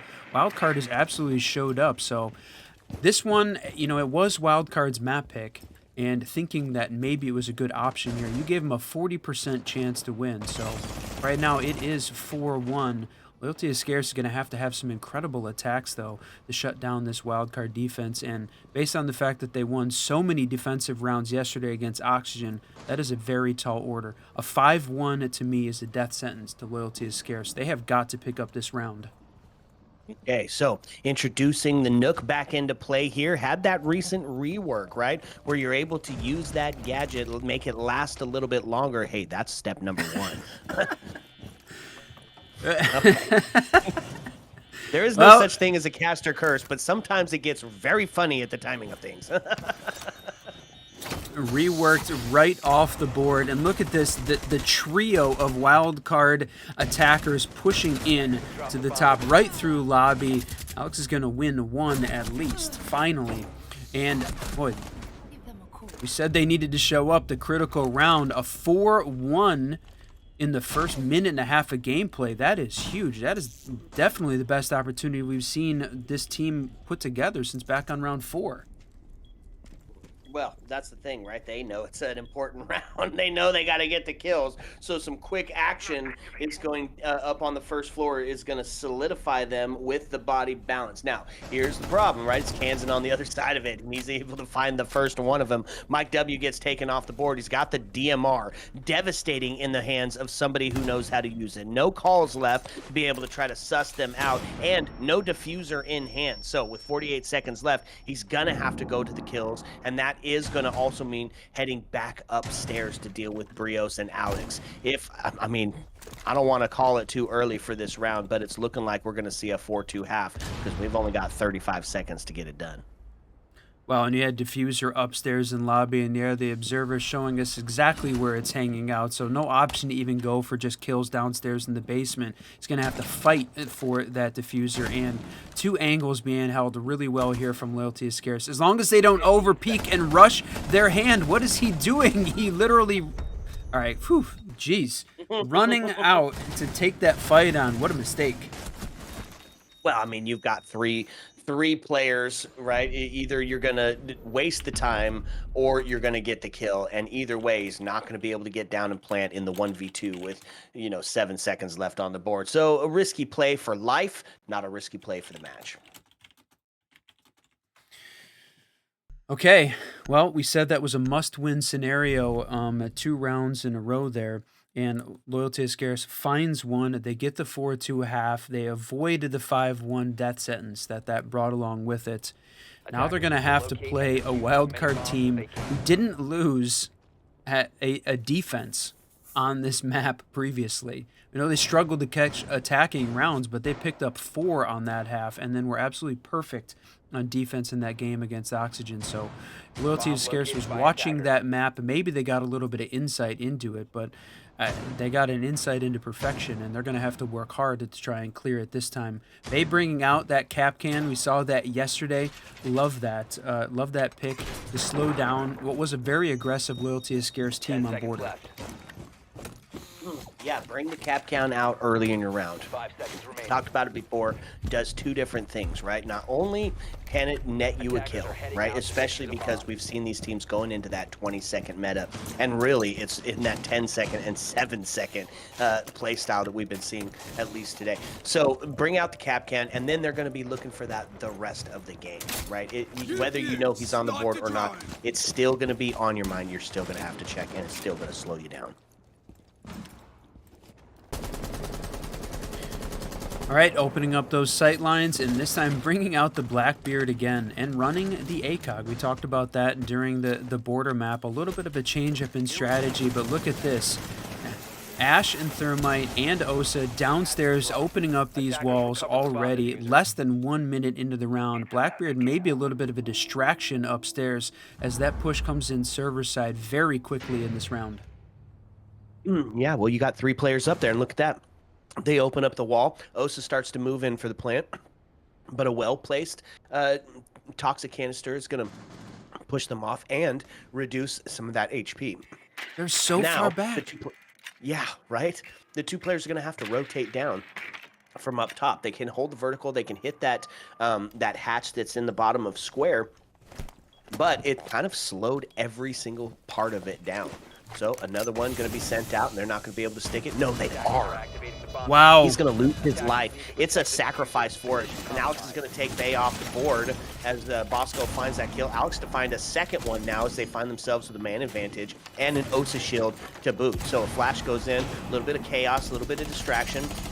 But Warden's on the other side of it. He does not. Oh, no, he does have a C4. Send it long. Oh, doesn't get the kill. Kansan is able to take Mr. B off the back of P10 Roni. Does equalize on the score count, but they've got just a few seconds to be able to do nothing. They got a few seconds to be able to die to the triple from Brios. Triple. Wow, what a play there. Loyalty is scarce, coming up big on attack on that first one with a very direct sight take downstairs. The Ash Thermite Osa combo to open up the walls and get the plant down, and I think they completely exploited a little bit of a hole in the wildcard defense. They were playing upstairs, playing the vertical, playing pretty far off site, and left smoke down, holding the archive side, trying to toss his smokes all the way through. No C4s to try and stop that plant. The C4s came out late after the diffuser was already down. Well played there by Loyalty is Scarce, picking up an attacking win, and I guess that's another half of the curse broke, right? Wildcard not 100% on bank on defense anymore. 2 attacking wins to start off each of these teams' sides, so I guess something did get learned here. Okay, take it up to the 2F now. You're going to see the Osa being brought out. Not very often that we see the Osa as one of the go-to strats. Definitely server push on bank is one of them. And you can see it sometimes on the top square take as well, right? Open up that main breach and then sit back and wait for the rotate. Catch somebody slipping, going back into sight. And it works quite well unless you have a C4 playing below, right? And now the only person actually sitting down there is going to be the Vigil, and they opted to not go with the Boss G this time either, which I think is the right call, especially for such a big map and especially for how often the engagement has been a 1vx scenario. Yeah, exactly. Those are the places you want the assault rifle rather than having just the 2-shot. You need something a little bit extra. But I love the utility clear coming out from Brios and running that Flores. It's unfortunate that Mr. B goes down. Again, the opening pick. Wildcard has been very successful at picking up those opening picks and then converting those into round wins. So already putting this Loyalty is Scarce team a little bit on the back foot. Still have got plenty of utility in pocket, though. One more of those Ash charges. Now they've used up all of those Flores drones. Hopefully they've cleared out everything they need to upstairs. Well, you still see some Kiba barriers on set up, so going to make it a little tough to push in. Spiker going to jump out. Where's the Claymore? No shot. Brios now the last alive. Hey, I've said this once or twice tonight. It's Brios in a 1v5. If somebody can clutch it, he can, but he has got his work cut out for him. Azami gets put down to a very low health, but she is still alive. So, minute and 20 left on the board. What's he going to do here, Whiskey? Attackers recovered the bomb.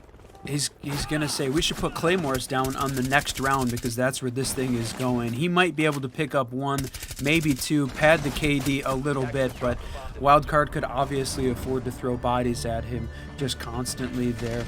Pick up a defense here on 2F, but I think definitely off of the back of a great sacrifice play from Brios for making the jump out, and the fact that who jumped out? Spiker. The fact that you didn't have a Claymore in place, just let him stay alive so nothing traded out. Big mistake there. So, and you can't make those mistakes. Wildcard's going to capitalize on those every time. And when you're on the second map of a best of 3 down a map, this is the last place you want to be making those Attackers need errors. to locate and defuse as many You've bombs got as they to be can. perfect. You've got to be perfect. So Wildcard now a 1 away from that coveted match point scenario, Bomb located and they're by going to lean attackers. into some of that slowdown, double up on the shoddy work as the area denial of Spiker bringing out the smoke, mute on here to take away that intel. and potentially stop any of those Deimos pings that could be potentially utilized here. Not seeing the Deimos on the attack side just yet. And maybe we won't, but I love him for that vertical. I love him for pushing out those roamers that are inevitably going to be up top, right? You play open a lot like you would play the second floor. If you're going to be playing for that vertical, a dedication holding on to stock, holding on to janitor, holding on to the soft breach above in the office area. And you can see they've set up for it, Ram and Buck on the board to help try to facilitate that strat. I mean, this is definitely a heavy roam game there from WILDCARD. You had Bosco playing the Vigil downstairs in the basement. He's made his run all the way up there to 2F, and now you had 3 of the 5 players holding up on the 2F site. So thought maybe we might see them watching to see any basement push was going to come out from this attacking team, but right now they're working it. And I like this, bringing out the Twitch drone to try and clear out some of this utility as well. But that Vigil playing upstairs, yeah, catching one. Bosco 8-3-3, having a fantastic game, but very evenly balanced across this WILDCARD side. Everybody contributing. There's the Candelas to start to put a little chaos into sight as they're trying to gain some of that real estate. They've still got a pretty dedicated hold up top with 3 players playing it, right? Bosco, Bay, and Spiff not going to give up that verticality, and they're going to get the down. Brios, he's out of there as Kansan's able to find his head. Does give the man advantage over to WILDCARD pretty heavily as Mike W is on a very low health scenario as well. Do open up from the E-box, so the chance to get inside could be guaranteed now, but still got some of that gadgetry to go through, specifically speaking, the barbed wires and the cap can traps. So a quick rotate back into sight out of archives is going to start to have the defense getting a little bit together here, at least on the first floor. Mike W going to stay at that 1 and now 9 as he goes down. Unfortunately, Epic falling as well. You've got Alex playing down in the lobby, the top frag for this team, but it's a big load to carry as Mr. B also takes a couple shots. Still playing outside on that wall, but walking right into the Fenrir. Loses a ton of HP, trying to fight and win that elevator player, but now dead. All up to Mr. B, who is still outside on Repel. Was and is unfortunately gonna and unfortunately he's gonna what the bailiff can go that okay that makes more sense. I was like, no way, that never works for me. Timeout requested here by Loyalty is Scarce. Obviously a great call. You're talking about sitting on, for the first time, a match point, series point, and upper bracket final point as WILDCARD is up 1-0 in this best of 3.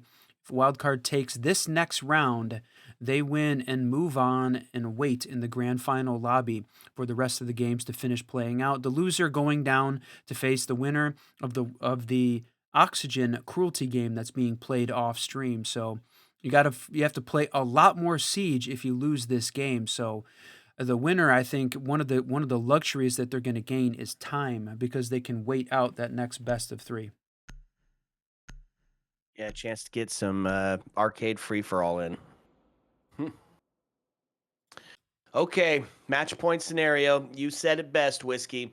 Got to be perfect for 3 now in a row, or it is over and done, my friend. So what do? We're going to see WILDCARD go back down to lockers, back down to that basement, back down to the site where they're going to feel the most comfortable, and they're going to stick some of those slowdown ops, right? Smoke has just been an absolutely incredibly impactful player, especially in that basement area. The ability to send those long distance while remaining in the relative safety of your cover spot is just too insurmountable. So they're going to bring him back out again. Bring the Legion to slow down the Blackbeard coming on in. Force him to look twice with the cap can. Whiskey, this is going to be a really tough defense to get through. And it's been generically this set of core players that they've got on the defensive side have worked very well against Loyalty is Scarce. Mr. Foe said it in the Twitch chat. Seems like right now Loyalty is Scarce is playing like a T2 team. Early on in this map, we talked about it felt like You know, the line between T1 and T2 sometimes can be very close. Loyalty is Scarce was that team sitting at the top of T2 with the CL4L team being broken up by T1 pickups. This was their opportunity, and they showed up on Border, taking Wildcard all the way to overtime, but it has not been nearly as close here on Bank. I definitely expected we would have seen just a little bit better of a run-up between these two teams, but now Wildcard, I feel like, emboldened a little bit. Bosco playing that smoke right up on the edge of dirt, even preventing Mike W and that Osa from walking in. He's going to use up some of those canisters, but, I mean, you can afford it at this point. You're on match point. All of the pressure is on. Loyalty is Scarce. That's right. That's right. So take a little bit of extra time, right? Make sure that you're sussing out exactly where these players are at. Nobody's sitting up on the second floor. They do have a slight bit of roam game, and actually, since it's Legion and Fenrir, we're going to even call it an extension, right? They are sitting up on that first floor. They are going to be that first instrumental spearhead to stop the attackers pushing in. And it being Bay, right? We watched his masterful performance on What a shot. holding. Yeah, Jesus Christ, his master performance on security on the border map. If he's alone and he's the one that's doing the distracting, he is the man for the job. Finds the open pick. There's a second follow-up. Spiker's going to take down Mr. B. Kansan gets his life traded. Bosco, though, going to take down in retaliation Mike for that. Epic is able to find Bay off the board, but Elysian Glue is going to make it incredibly tough to even move, and they're just going to go ahead and find the W. Big congratulations there to Wildcard for winning what is the whole best of three at this point, guaranteeing themselves either the first or second place seed in the playoffs come next week. 7-3 victory. Fantastic game by these guys. I gotta say, my friend, they played really well, and Loyalty is Scarce felt like they sort of fell apart there at the end. They had a much better border game, showed a little bit of the,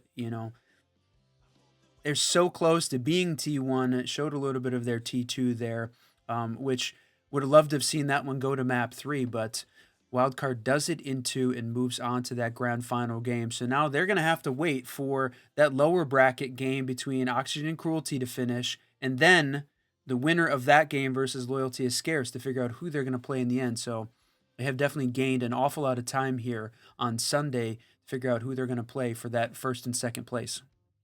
That's right. So, going to be a little bit of a break here as we wait to see who is going to be coming up for our next match. So, stick around, hang out. We'll try to come back on and keep you updated as the scores get updated. And meanwhile, we'll just ask Distrofo to tell us about the many bathrooms that the pro players have inside of their team houses. Sit back, relax, because when we come back, we're going to try to bring you some more maps. Ayo. Let's go.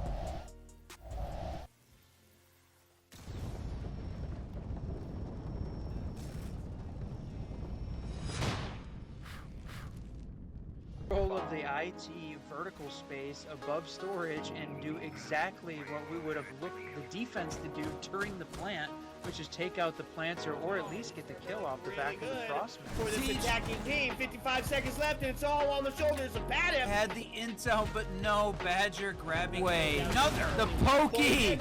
Pokeball Hydra says, I choose you, Joker. Kiss my ash. You got 0 cents. Your IQ is low. Did you make that up right now? Yeah, right now on the spot. I just want to touch on mental health if you're feeling out of it. They put together a hell of a club sandwich. Sledge must have been the bacon because he got fried. A whiskey! What's up and welcome back, fellow Siege spectators and players. We are back finally with the next match of the day. I know it took a while, but we're happy to have you here. I am the Reverend Whiskey Glitter, and with me, as always, my partner and co-host, Mr. Whiskey Run. Say hello, Whiskey. Hello, Whiskey, and what a wait it was. A long time there after the conclusion of the Loyalty is Scarce wildcard game. We had to wait and find out who was going to win the Oxygen Cruelty game, but that game went into OT, 2 maps, and had a couple rehosts along with it. So we had a long time to wait. Now we know, though, Oxygen won that battle 2-0, and we are going to take on the lower bracket final. I'm going to go ahead and pull up that bracket for anybody that's just joining us. Welcome to the 6 Invitational Last Chance Qualifier, and here it is. We saw down that bottom lower bracket semifinal, 2-0 victory for Oxygen. That means Oxygen moving on to play Loyalty is Scarce. Team Cruelty, therefore, has claimed the 4th place seed. This one game now is for the 2nd and 3rd place. The loser taking 3rd, the winner going on to face Wildcard in that grand final to battle it out for 1st and 2nd place. Wildcard got a little bit of a wait ahead of them that past hour and a whole nother best of 3 here between these two teams, and that's it. Loyalty is Scarce taking on Oxygen. Yeah, so in the match that we just watched, Brios was just going absolutely nuclear. So going to be one of the players to watch on the other side of it. You saw it in the chat. You saw it on the screen. Mike W, looking for him to make a little bit of a step up. And they're all going to need to participate because on the other side of the board, I mean, it is just an absolute gunner stack. That's one of the things we've been saying about Oxygen consistently, a team of incredibly individually talented players that hadn't found a ton of success internationally together yet at this point, but they're looking to find that success here. They've already qualified to the Last Chance Qualifier finals that'll be taking place next weekend, and now they're fighting for that seeding location. And where are we going to do battle for this best of 3? Not going to start off on Bank. And if you joined us yesterday for the earlier rounds of this playoff, that game between Wildcard and Oxygen went 15 rounds, all defensive wins on Bank. Oxygen doesn't want to deal with that anymore, so the first ban off the board. That's right. So gonna take a look here. Clubhouse Chalet gonna be our 1st and 2nd pick, and then should we need it, should fate deem it necessary for a decider, Cafe is gonna be the choice for that. Now, one of the things we did say yesterday, wasn't it don't take Oxygen to Clubhouse?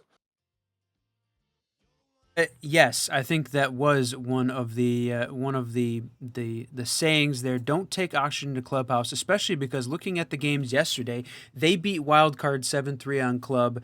They beat Washington Wizards 7-3 on Club. If you had to pick a map, I think this is the one that they're going to be very dangerous on. So it is likely. Loyalty is Scarce was struggling a bit with Wildcard there during that 2nd map. This one could be very quick again, a victory for Oxygen, and that would mean Chalet, the absolute all-important map for Loyalty is Scarce. But it's time, my friend. We've waited long enough. Clubhouse. Okay, so in keeping with tradition and history and the pattern that we've been forming for this Last Chance Qualifier, we are bringing on a special guest, Mr. Goose, back to give us his thoughts on Clubhouse. What you thinking there, Goose?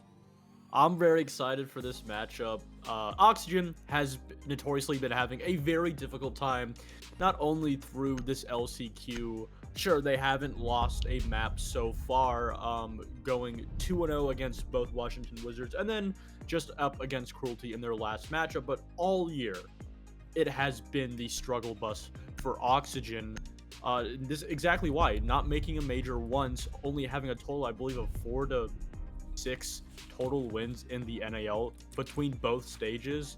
So this is not only their last opportunity to make SI, but potentially their last opportunity to play as a team. And on the other side of things, you have Loyalty is Scarce, which was a team that was constructed at the beginning of E4, literally a day before qualifier 2. And it's kind of a situation here of we're seeing yet again a prime example of the new Gunners, the brand new talent that has a lot of potential, that being Loyalty is Scarce, going up against Oxygen that, in my opinion, are starting to falter and fall to the wayside. So it could be a little bit of a tough matchup here. We'll see who's going to come out on top of seeing the bands that are go through. Not completely unhinged here, right? Mavic is understandable. They use a lot for that soft breach. Blitz off the board, so keeping with that shield ban, which means Blackbeard is going to be allowed to walk around and play Two-Brow. Valkyrie. Whiskey. Those are defenders we've seen banned out really an incredible amount of time, especially on Clubhouse. And specifically, this will be the third time we've seen Oxygen play Clubhouse here in this last chance qualifier playoffs, just between yesterday and today. They banned Maverick and Two-Brow all 3 games. So if Loyalty is Scarce was expecting something different, they would have been wrong.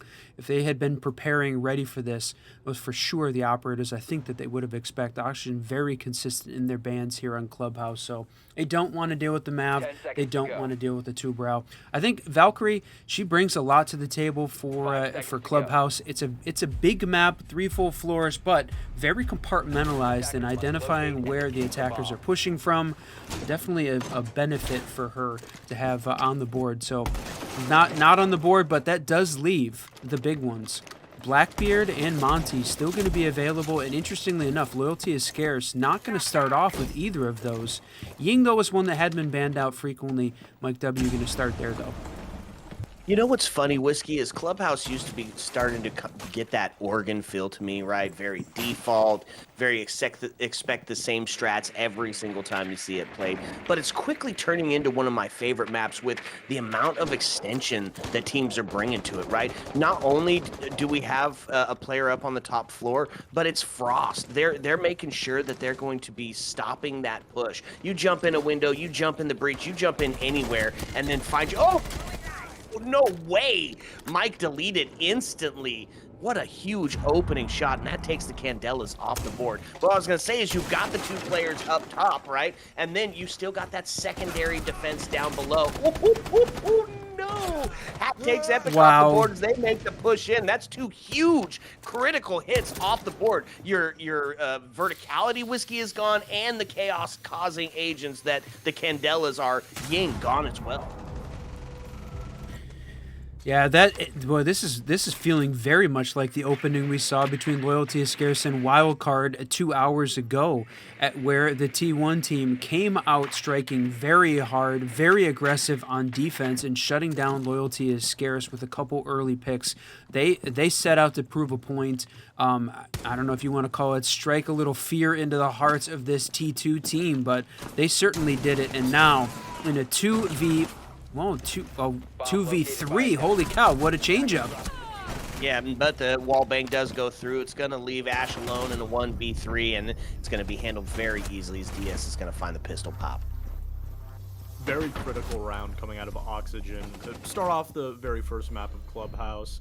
And it really just is a definitive round where you can say there were just a lot of situations where Oxygen just got the better of Loyalty is Scarce based off of just pure individual skill. And it's kind of a situation where, we don't really need to say it. It's very obvious that every single player on Oxygen is going to beat out almost every player on Loyalty on that individual mechanical skill sense. So if you're allowing for these Defenders, 1v1 protect your bombs from engagements being defused by attackers. to just fall into the laps of Oxygen, letting Yaga just swing onto a player isolated. There was another player on that Jacuzzi wall not fully understanding how aggressive Yaga was going to play in that situation. That's another factor of, going into Yaga specifically as a player and why he is so good is he's able to just really dial it Attackers up. have He located can a bomb. play certain situations passively when it does require it, but when he does need to swing and get in an aggressive position,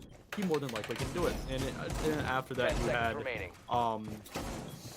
I believe it was Epic lose his life 5 over seconds Engine. left It's just before kind of a insertion. situation where Loyalty needs to move just a little bit slower and watch what Attackers are positions heading they out to take defuse because a they're just bomb. walking into the lines of sight that Oxygen has set up on this defense. Yeah, kind of understanding that loyalty is scarce is gonna try to feed off that aggression. I completely agree. So take it back up, or take it now to the gym bedroom area. Gonna see a couple of the same ops, right? If Azami's left on the board, she's more than likely going to be utilized here. And this time, Bandit is going to be sitting on that hot tub breach, right? We see it a lot of times where he'll go make that extension over to Cache CCTV. This time, instead, he's going to hang out on the main breach. And for me, Bandit tricking on that Jacuzzi breach without the backup of a castle is feels very dangerous from a defensive perspective, right? It's a great place to try and Bandit trick, try and hold on to that all-important breach, but just the Azami doesn't feel like that's quite enough of a hold there. So, obviously, if you're bringing along attacking operators like Zofia, like Ace, like Hibana, that can try and clear that out and clear out that castle barricade quickly, but this attacking team didn't bring a lot of that. Oh no, didn't bring a clue either, unfortunately. Gomez taking down the opening pick again for this Oxygen squad. Not super aggressive, just a misdrone there by Loyalty is Scarce. Oh no, he's gonna come hit him from the oil shot, or oil pit, isn't he? Well, they sneak down to the basement either way. It's the buddy system as they take the scenic route to get themselves back up on the other side of site. Damage has been done, however. So now Epic gonna try to get active here on the Legion, who is still holding on to the secret stairs there. Try to, catch one to get the equalizer for sure. He absolutely was reading your mind, or you're thinking of the game in the right way, expecting the oil pit rotation backed up to make sure that he didn't have his back to that position. The dangerous part is, right now he's made his way up, and they're pushing in to this cache site, and it's where Yaga's playing. He's holding on. The C4 comes out, going to be a little bit too far away, though, and peeking the Bandit, winning it. Mike W, finally, that's a huge pick. That's right, and Epic does get traded out as Diaz is able to rip his head off. So the man advantage does sit in a 4-3 as the Candelas start to go through a bit pre-fire. Not going to find anything. It's the rotate back up the main stairs, the central stairs there. So still got 2 Candelas in hand when you start to make that final push in. And a little presence here from the highway window is going to net Mike W another kill. Newers gets his head ripped off. So Candelas getting primed, prepped, and ready down the hallway to send it back in. And there's going to be a double that rings out. Hat takes out off the board. Mr. B to take Hat in the answer back. Diaz takes Mr. B off the board. Now a pistol and a swing from Diaz onto Mike W. And that's going to be the round for the defense. Loyalty looking just, honestly, in kind of a situation where I'm starting to get scared that they're just looking really rough. There's a lot of these situations where Loyalty just doesn't understand what they need to do, whether it be the very early aggression coming out from Oxygen on that extension over by Cash and CC, or then after losing those 2 players, finding themselves in a 3v4, not fully understanding what they need to do to either regain the control to eventually try and get that diffuser down, or try and regain that map control. Eventually, Attackers though, you need to did locate have and defuse those bombs. very isolated, or I guess you could say individual aggressive players like Mike W, who went huge. And, Loyalty as a team has just been historically inconsistent in their short run as a 5-man roster. Not only from just some game days not showing up whatsoever, but more importantly, as saw in the last best of 3, Brios showed up really good. Alex didn't show up too good in the first map, and then you go over to Bank, and then it flip flops. Brios didn't have a much better game. Alex was the best performing player. There never really is that consistency, and you're having these rounds in these situations where there isn't really any structure or Attackers have discovered the cohesion, location and of a because bomb. of it, it's up 5 to these seconds players remaining. to essentially make hero plays, just like Mike W tried to do all the way over on Highway. Okay, so 2 to the defense. Oxygen starting out pretty strong, which means we're going to see the terse site. The first opportunity, really, for Loyalty is Scarce to try to tighten down the screws, right? Put the screws to them, I guess. And this is probably one of the easier sites not probably, is one of the easier sites to attack on Clubhouse. So they're going to get a Flores What a drone in Flores! here towards the bandit, and they're going to get it down. Is he going to make it No in time? way! He is. Just better. Yogg able to find the bandit trick and keep the wall closed, and that is absolutely huge. 1 thermite now is gone. They've used 2 Rotero drones in an attempt to try to get him out of there, which means those Kiba bears, they're going to stay alive and active for quite a bit longer, and they're just still going to try to have to get it off. But is there any impact EMPs left to even do it? That's a negative, sir. That wall's staying closed unless the Flores can get those bandits off.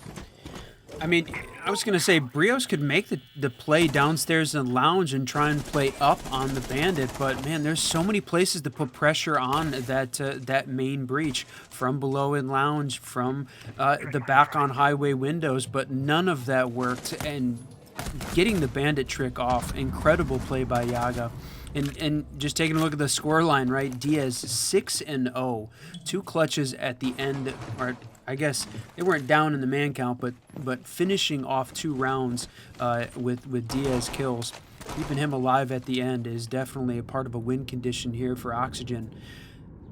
Still 4-4, a minute 15 left, plenty of time left for Loyalty is Scarce to work, but to have the Blackbeard go down with a minute left, that is a tough position.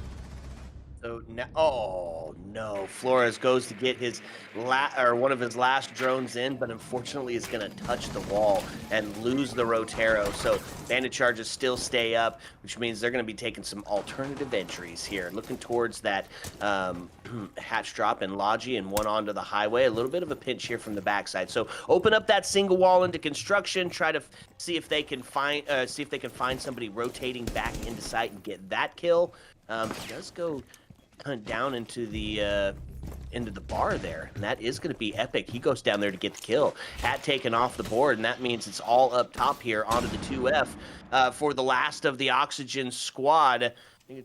Not going to be able to get that wall open either because Bandit made the rotate around. So they're going to have to do it the old-fashioned way, Whiskey, just push in straight through the door. And you know who's ready for that? Same man who's been ready for it at the end of the round every time. Diaz finds himself a double. Obviously, historically, Clubhouse has been a very defender-sided map, but round after round, Loyalty just looked completely lost, and giving me a sense that they have no idea on what Oxygen is doing in this map, or even where they're playing around the map on the defense. And because of that, there is no real identity being created on this attack because they can't even get their foot in the door. We're seeing kills, especially from these isolated roamers from Oxygen, that continue to have success, that continue to shut down these attackers very early on. And we saw that in that 3rd round, for the very first time, Loyalty did get the opening kill, but then after that, it just started spiraling out of control because Oxygen, once they lost that pick, they then tried to even push the I guess you could say aggression even more. Obviously, they used more players. They had just simply better intel. I think that is another factor that we haven't really touched that much on, is that Oxygen simply has just done a much better job at not only getting the intel, but just identifying on the exact push and idea that Loyalty is trying to do on these attacks from very early on in the round. And because of it, it allows for them to prepare and then stop Loyalty from making decisions before they even think of it. So back down to the basement, Church Arsenal here. You are going to see the castle extension up to the 1st floor become one of my most favorite strats. It's kind of allowing us to see a bar stage without actually having to go to the bar stage site. And in that aspect, Whiskey, it's got a pretty high win rate. For the attackers? No, for the defenders. Yeah, we got to highlight Diaz again. 9-0, and managing to pick up a double kill at the end of each of the first 3 rounds. That was really unbelievable. But again, Yaga with another great trick there on the jacuzzi wall. That's time spent upstairs, and you still have got Newers playing upstairs on the 2F as well. This is a basement bomb site, but most of the action happening off-site right now. Finally, Loyalty is scarce. They lose the opening pick. They answer back though, but just so many opening picks have been misses here for this Loyalty is scarce team. I know we're talking about the top of T2, and they played that first game against WILDCARD. It was very evenly matched.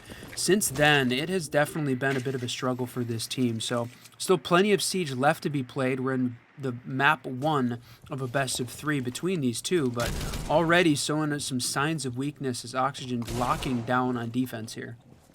Yeah, look at how long it's taken them to get up here, and they're still gonna get trapped and killed. Now, they finally able to stem the flow of bleeding here as Mike W finally gets Newers off the board, but I mean, the damage has been done. That was huge. 1:22 off the board. You lost your vertical, you lost your intel, and somebody who's gonna be able to get those Goyos off the board. I mean, we're getting down into the time frame now where those are really gonna be the huge impact. And now, Yogg all the way back down to site with the rest of his teammates, able to put the bandit charges onto that church wall and just continue to make them suffer trying to push in. Yeah, I mean, Hibana's running around. They've got the hatches open. They've got those avenues of attack, but they're not going to be able to get the church wall open. And you said it, not going to be able to clear off the Goyo canisters of Diaz. All of that utility in place. That's going to make it very difficult here for Loyalty is Scarce to make the push down. With 35 seconds left, I think it's likely we're going to see a 4-0 Oxygen start here. Boy, yeah, not unsurprising for that to be the scoreline, but it still doesn't help the mental when you lose 4 in a row, especially when Yogg's just floating. Gomez able to find Mike off the board, does get traded back, but Diaz, has he gotten the last kill in every single round so far? And he did it again. I believe so. I mean, there's really only so much that I can say, as round after round, there is not one instance where I can say that Loyalty has control of the round. Even if they do lose, or rather win the opening pick, they lost it just the last round, losing their 3rd overall, only winning 1 opening pick. Eventually, Brios was traded. It's kind of a situation where there is never an instance, whether it be man count or just map control in itself, Attackers where need to Loyalty locate and has defuse an bomb. edge over Oxygen. And obviously, we can sit here and we can say that, oh, Oxygen is clearly just the better team. And on paper, that is true. But in matches previously, Loyalty put up a very strong game. And I think one factor that, some people have touched on throughout this weekend is that Loyalty did get a little bit bracket blessed, having 1 forfeit with Negra just completely disbanding, apparently. And then going up against, I believe it was Cruelty or another MXBL team, which just on paper is a lesser opponent. So going up now against Oxygen, this is going to be one of their tougher opponents, right next to WILDCARD, which was just their previous best of 3. So both of these best of 3s are really just a test of how far Loyalty can go. All right, gym bedroom. They're going to do it castle-less again, and it worked out for them the last time. So I guess if it ain't broke, don't fix it. We are going to see a little bit of an adaptation here out of the defense as the Ella's coming back on the board. Doing the long bomb here for those Selma charges. And are they going to stop? Oh, no, he's over by the hot tub. So going to hold on to that main breach again, force him to come from that cash CCTV over. And they brought along the double breach, and this time, Whiskey, this time they brought the Thatcher as well. Yeah, a good call. I mean, you've got the actually no, they've only got only have Ace, so they don't have any other hard breach in play. So they really would have had a big problem if they had lost one of those Ace charges on that main jacuzzi wall. And this is definitely interesting. I went back and looked at both of those previous scoreboards here for Oxygen on Clubhouse. Newers the top frag in both of those, but right, Diaz is catching all of the great picks right now. Boy, the Ella mines just being absolutely devastating on the cash side. They were absolutely expecting that. Oxygen expecting that was going to be the Loyalty is Scarce push. They read into this perfectly. And able to retreat back out of cash and CCTV, although still holding on just a tad. That is going to be Brios to take Diaz off the board. He's going to find his first death of the match in a quick pivot. He's going to try to allow this Blackbeard to come take some space, but just not able to push up as the crossfire has been heavy in place, both right and left. So, minute and 13 left on the board, and they're going to get some intel here inside of construction. Try to make that push in and hope to not get shot in the back. I'm saying that he's looking right around towards it, and there's Newers to take Epic off the board. Looking towards that gym hold there. It's a 3v2 with 56 still left on the board to go. You do have to have all of the options and several lanes of attack open, but this certainly feels like a Loyalty is Scarce needed to pivot to change up this their plan of attack with so much of the cash side hold coming, and then boy, just winning 1v1s on either side of the map right now. Oxygen is just shutting down the Loyalty is Scarce defense all up to Mr. B. 27 seconds left in a 1v2. Yep, so back to square one. Make the transition from cash CCTV, but you know who's not fooled? Newers. Did he catch himself a quad piece on that? Wow, I believe he looking did. Like 2022 again. This brings me back to the Charlotte Major. Oh wow. Oh, memories. Yeah, but 5 rounds completely unanswered from Loyalty. Oxygen just doing a steamroll on the defense. And, you know, we've talked about, you know, yeah, Clubhouse, it is defender-sided. Loyalty, they will be able to defend whether or not they win this next round. But their best possibility going into the second half is a 5-1. And seeing not only how Oxygen has played Attackers need to Clubhouse locate and today, defuse as but many in bombs their as previous matchups, keep in mind, they won at 7-3 against WILDCARD. Not only a great team, but a team that has had their number all year Bomb in both located by major attackers. quals, in every NAL stage, and in the LCQ so far. Oxygen has not been able to beat WILDCARD, and the fact that they were able to get such a decisive victory on it not only goes to show you that Oxygen is just phenomenal on Clubhouse, but that this was a very big mistake for Loyalty to let slip through the ban phase. It's a best of 3. You 10 do have seconds to bans go. you're not only able to pick, and I just really do think that it was a mistake for 5 seconds Loyalty to left. just kind of walk on this map almost willingly. It's funny that we live in a world where if you're playing Oxygen and you want to get Lair off the board, that you have to consider, do I want to play Lair or do I want to play Oxygen on Clubhouse? And the thing about it is, we're talking about this map. Look at that run out from Hat.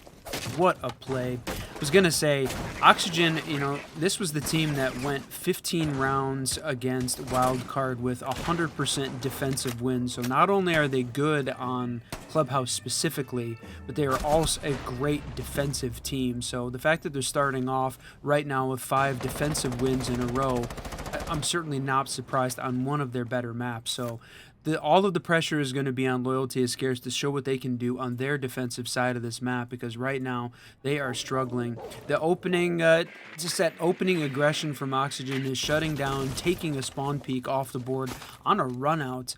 Unfortunate to lose the Grim. That's your intel for the execute gone. Okay, so they've got the intel. They know his zombie's there. Oh, and a missed opportunity. Newers is just allowed to rotate back to site. Absolutely huge miss there. So we sit 4-4 with a minute and 43 left on the board, and we have got presence all over the top floor, right? East stairs, cache, garage, bedroom. So spread out here, right? If they isolate a couple of these players, take the man advantage, we could start to see LIS getting ready to potentially take their first round. All right, that's what we want to see. I want to see this team be competitive. I want to see them put some screws here into this Oxygen team and show why they belong at the top of T2 and fighting for some of those T1 spots. That is every player's dream to make it to this point. So would love to see them continue to make this push. The Brios and Epic working on some of those Flores drones, continuing to clear off utility. They're working on the garage player, but with the Deimos ping coming out, they know exactly where he's at, and he's completely guarded by the rafters. Well, right up until he gets shot. Yeah, it goes on to Gomez. The crossfire was set up in place, and that's exactly what we're talking about. Right now, they have the man advantage, except it's going to be traded out. Diaz going to go down. Mike with a bullet. They finally take him off, but Brios able to come up with the second as they take Newers off the board, and that is a huge kill because now they can just play the trade-out game with 27 seconds left and no diffuser in hand. Seems like that might be what we're looking for. They do pick Mike W back up. With the diffuser as well, so they can. All they got to do is try and make the transition out of garage into default, but he goes down. No! Oh, and 9 seconds left. They're starting to make the final push in. The squeeze onto red doesn't go well. As Yog is able to find Mr. B off the board, looking towards the table, but it's just going to be a too little, too late scenario, and Oxygen is going to have an absolutely dominating half. Looking back throughout this entire LCQ, and specifically onto this map, and just how decisive Oxygen has been, not only does it really show you just the skill difference between T2 and T1 Siege, but it also just, going back to, the last major LCQ, in the run that Makers, or I guess you could say X-Makers had, was just phenomenal. It really goes to show that no matter how much potential you have on a team, and keep in mind, technically, Mr. B is a pro player. He didn't really achieve a whole lot, Defenders, in my protect opinion. your bombs from And being defused by I think attackers. not really making a major run. I think his best season, or best stage rather, was kind of an instance where he almost made a major. So it's not like you have a plethora of experience that's going to get you a lot. But I really think we are seeing that inexperience of just this team not playing together. And keep in mind, they've only been playing together for a maximum of a month and a half, and it's just a very difficult situation for a loyalty to find themselves. And keep in mind, this is just a seeding match. If they lose this, they get that third seed, which in itself 10 is not seconds necessarily remaining. bad. They have an entire week to prep, but we are seeing a lot of those gaps, and I 5 guess you could seconds say the infant phase of this roster. So now time for the op swap. We're switching gears here. As we're going to see Loyalty is Scarce's defensive attempt here, and they're going to lean into some of that area denial. Goyle on the board. You know that potential for it to be quick is very high, as Oxygen not only is the momentum in their favor, but they are just cooking with gas right now. So why wouldn't we go a little bit quicker? Why wouldn't we look for that that extra quick kill? So Goyle on the board to slow it down. The same with the devastation of the DMR and of a Rooney to be had. Now I wonder if they went for that hatch strat with her, right? This seemed to be quite effective against a couple of people and forced you to bring a Thatcher along for the next round of it. Either way, a couple of C4s, and they got to get through that gate. They identified the Aruni out on the garage, and the call coming out. Now all of the defenders getting picked up here. That fight taking place at the top there in the Cash CC side. But I mean, we're talking about, even though this is seeding, eventually these four teams are going to have to do battle for a single 6 invitational invite spot. So they are going to have to find a way to beat Oxygen. And right now they're just... I know you've got a week to sort of study up before next weekend, but showing some signs of life here, that's what they need to do. Losing the opening pick again to this team in a must-win scenario. The only advantage I think that Loyalty is Scarce has got right now, they have been very good in must-win scenarios, at least initially. So here it is, the opportunity. Can they find one? Can they win here to delay this map just a little bit longer? Oxygen's been great on defense, and we need to see Loyalty is Scarce match that energy. Yeah, that's right. Okay, so minute and 14 left on the board, and now they're going to start putting some attention towards getting these hatches done. A miss on the impact EMP, and you know what? Call it twice. He's just going to look at him in a little bit of shock and say, hello.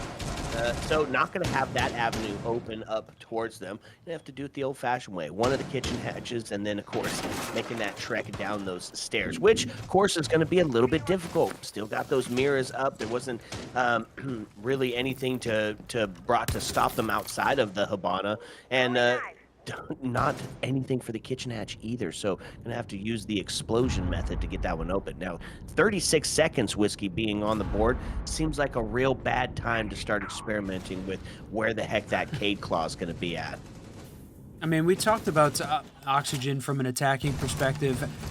taking a little too much time. It is the 20-second meta, though. They've got some of the assets in place. They're ready to make the push, ready to make this execute. Dirt tunnel first, but Mike W and Mr. B, all of those going in favor of the Loyalty is Scarce team right now. We're going to see them win a round, maybe. What a late Goyo pop there. No! It's into a 1v2. Diaz almost, but not going to happen. It's the Vector that rings out from Alex to finally end it, as it looked like it was getting scarily close to going back into Oxygen's favor. Loyalty finally buffering the trend in getting their very first round one on Clubhouse. And in my opinion, I feel like they might get 2 more rounds. I think we may see another 7-3 from Oxygen. But again, it's just kind of a situation where you saw OXG in that specific situation get the very first entry pick, and because of it, Loyalty was forced to fall back to the bomb site relatively earlier than they more than would have liked. And because of that, they gave so much map control to Oxygen. Attackers But need to after that, locate we and saw defuse as Oxygen many start to bombs as stall they a can. little bit. They weren't able to definitively use that attacking utility, whether that be the nades, smokes, or flashbangs they had on hand, to flush out the players from their positions on the bomb site, which in turn never really gave them Bomb a located by safe attackers. avenue to get that bomb down, to get those entry kills onto the bomb site in the execution phase, which in turn, with relatively little to no info on the positions of the defenders on the bomb site, it's just a very hard situation for Oxygen to just really get a foot in the door of that bomb site, to try even get an entry and you just have no idea. You even saw Hat almost miss the player inside of blue. A very unlucky situation, but a great job from Loyalty of just really holding out and Attackers are stalling heading Oxygen out to just for defuse a long. bomb. Yeah, looks like they kind of started to come alive a little bit here. And speaking of coming alive, they're going to bring alive the double breach denial here. Cade and Bandit going to be utilized, and I think that's the right call, right? Not often am I going to say that you need to bring that along, but because of the way that you attack Gym Bedroom, where you open up everything, I think it's a good call to try to keep it closed for as long as possible, especially playing the time game with Oxygen. I mean, playing the time game, that is one way that they can try and make this work. But no, he puts the Bandit battery on the wrong side of the wall. They're going to let that one get open, but it was a good try. Mr. B trying to match Yaga's energy there with the Bandit tricking on those main walls. Kept one of them at least partially closed, but they're going to have to eventually fall back, I think, closer to sight. The thing that we saw yesterday that some of the teams struggled with Oxygen was don't wait too long. They need to fall back with enough time to be able to reposition and hold down those power positions close to sight. So Loyalty is Scarce got to keep an eye on it. Getting close to the midpoint of the way through this round. They still have this cash presence as well, pushing up on the Blackbeard that's making that push into main breach. Yeah, and they did get that breach open because they threw one on each side, right? Going to be hard to Bandit trick that if it's already started. I like that play. And now, continuing with the pattern, they're going to open up into cache CCTV and really force them to rotate back. It's the presence on red, but goes to take the shot. Newers is going to get it because of the nade. How many nade kills have we seen? They've been using them so expertly. And that's Brios, the one who was going nuclear earlier, off the board. Diaz is going to find Alex as the body shots riddle out. A couple of shots through the wall. Yeah, give it to him. Yog takes Epic down. Now into an Epic 5v2 with 57 left. On match point. This is it. Yeah, you've got 2 C4s, Mike W involved in the fight, but Mr. B left alive at the end again in a 1v5 match point, my friend. This is looking like the end. Yeah, I'd say so. Overall, very definitive, very first map from Oxygen, and I'm kind of getting the feeling that I'm starting to see Loyalty falter, and this has been a trend throughout not only their element run, but also in the actual qualifier to get to this close qualifier. And I do hope they will put up a better fight on CHALET, but again, CHALET is another map pick that really does favor Oxygen on a lot of different fronts, and again, just every single aspect of this entire series for Loyalty scares me at every single point. And we're just going to need that consistency, whether it be just that cohesion with the players or just having a consistent entry player, as they want essentially 3 and 6 on the entries that entire first map. Okay, maybe I'm just huffing the copium here. I'm thinking Loyalty's gonna have a better chalet. One of the things is right, we've been saying it all weekend. Just don't take Oxygen to Clubhouse. Don't let that one through. And let that be a lesson going forward. Don't take Oxygen to Clubhouse. Chalet is gonna be a whole nother map. So sit back and relax, because when we come back, we're gonna bring you some more action. Heyo. Let's go.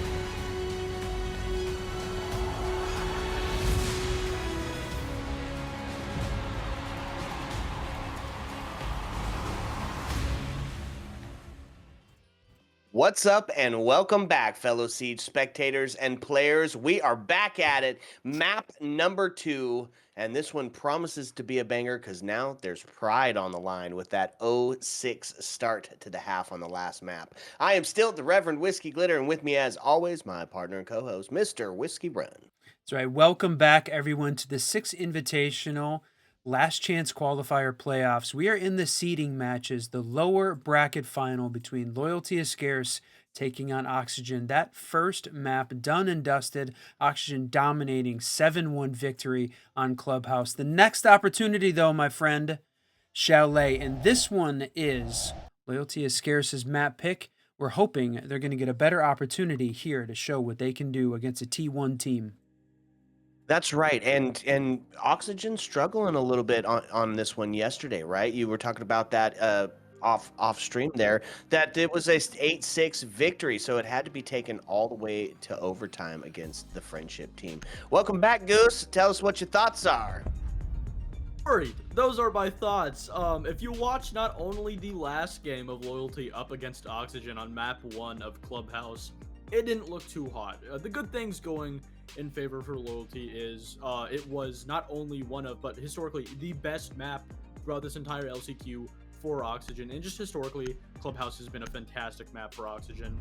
And it was their map pick. Now going into Loyalty's map pick of Chalet, not in the same sense, but I do think there are a lot of aspects of Chalet that really favors Oxygen. This is a map that they're not really too familiar with. They do play it, every once in a while. It's a map they, tend to ban here and out, at least in the previous major quals and the NAL stage.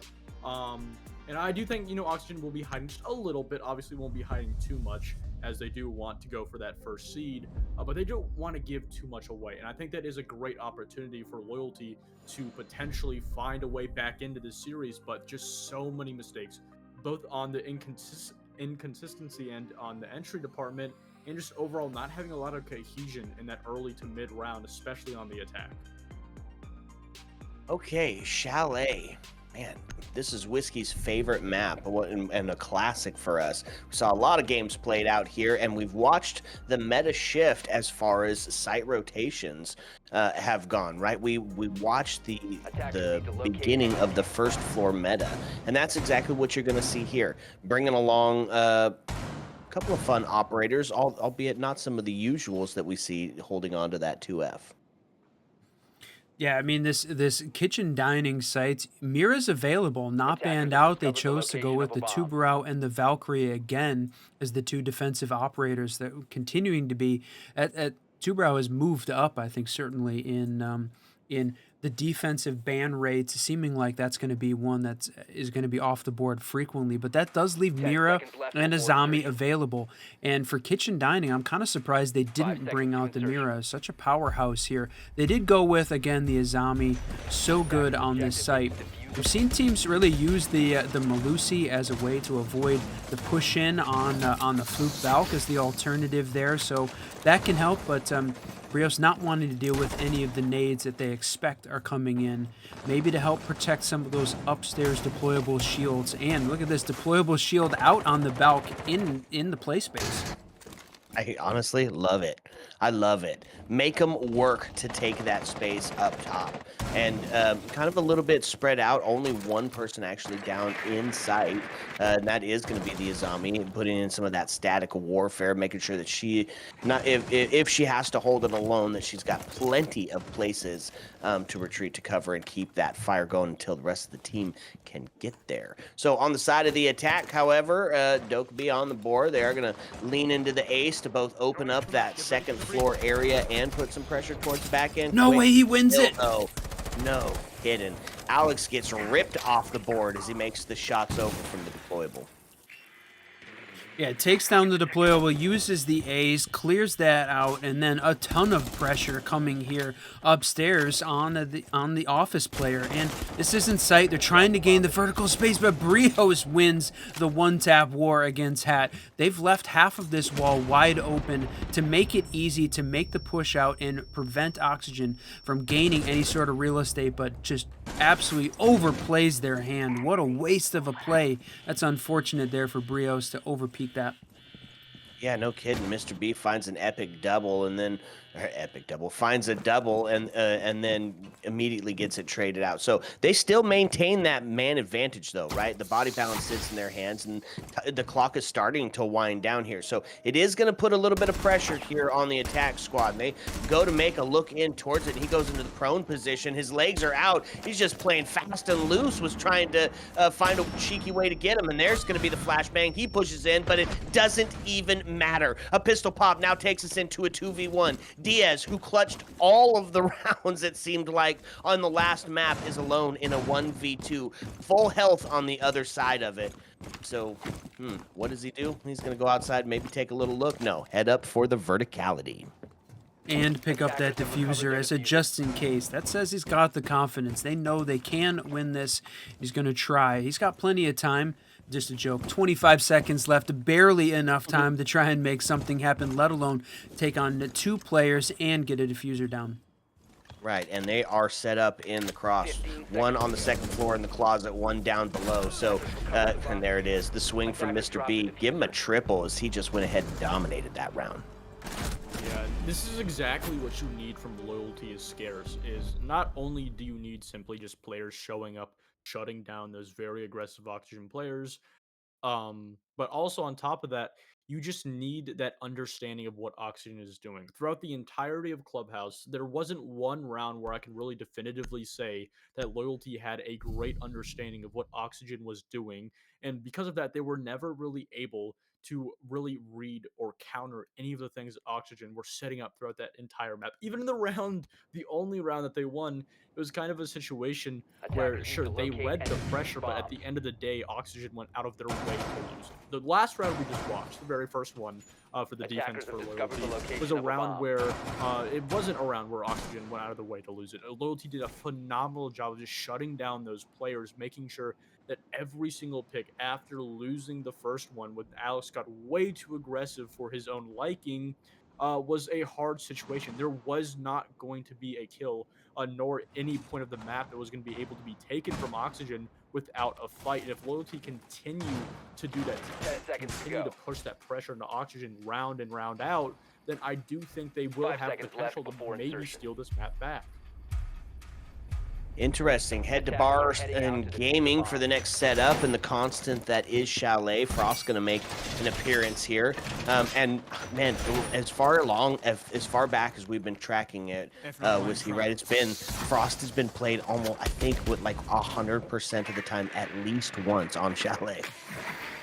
Yeah, for sure. A ton of Chalet play. And look at this. Brava as well has been one of the other operators that is picking up a ton of use here on stealing this defensive utility, picking up both of those Malusi traps, just wasted utility on the defensive side. And this, to me, was interesting. This setup, they've used the deployable on the half wall in office, right? Typically, you'd see for a bar gaming setup down at the blue hall, but they've made that extension over into office. There, you can see that drone picking up the Frost, holding onto that angle. This is a big extension, and the rotate in between those two positions. It's dangerous with the Mez wall, the Mez window open. Yeah, it just gives them the assumption that they're going to get it opened anyways and allows you to be more fluid, right? Allows you to take up more of that space. And they have to slow down once they see that. They have to make sure that they've checked every corner, or all of a sudden their life's going to be forfeit to a mist drone. So, woo, okay, still sitting 5-all as we're into a minute and 40, and there's going to be Newers to find the first kill. The head of Brios missing after that engagement, and that's the Azami gone. No more Kiba barriers to be had here. Man, their deployables are set up really crazy. I kind of like it. And if Azami was alive a little bit longer, would have made it devastating to push into as Mike W falls in the next exchange. That's one of the things we talked about. Do the teams want to be sharing strats? Do they want to be playing crazy? Are they trying different ways of managing this? But what a repel, what a shot there from Hat to take that win.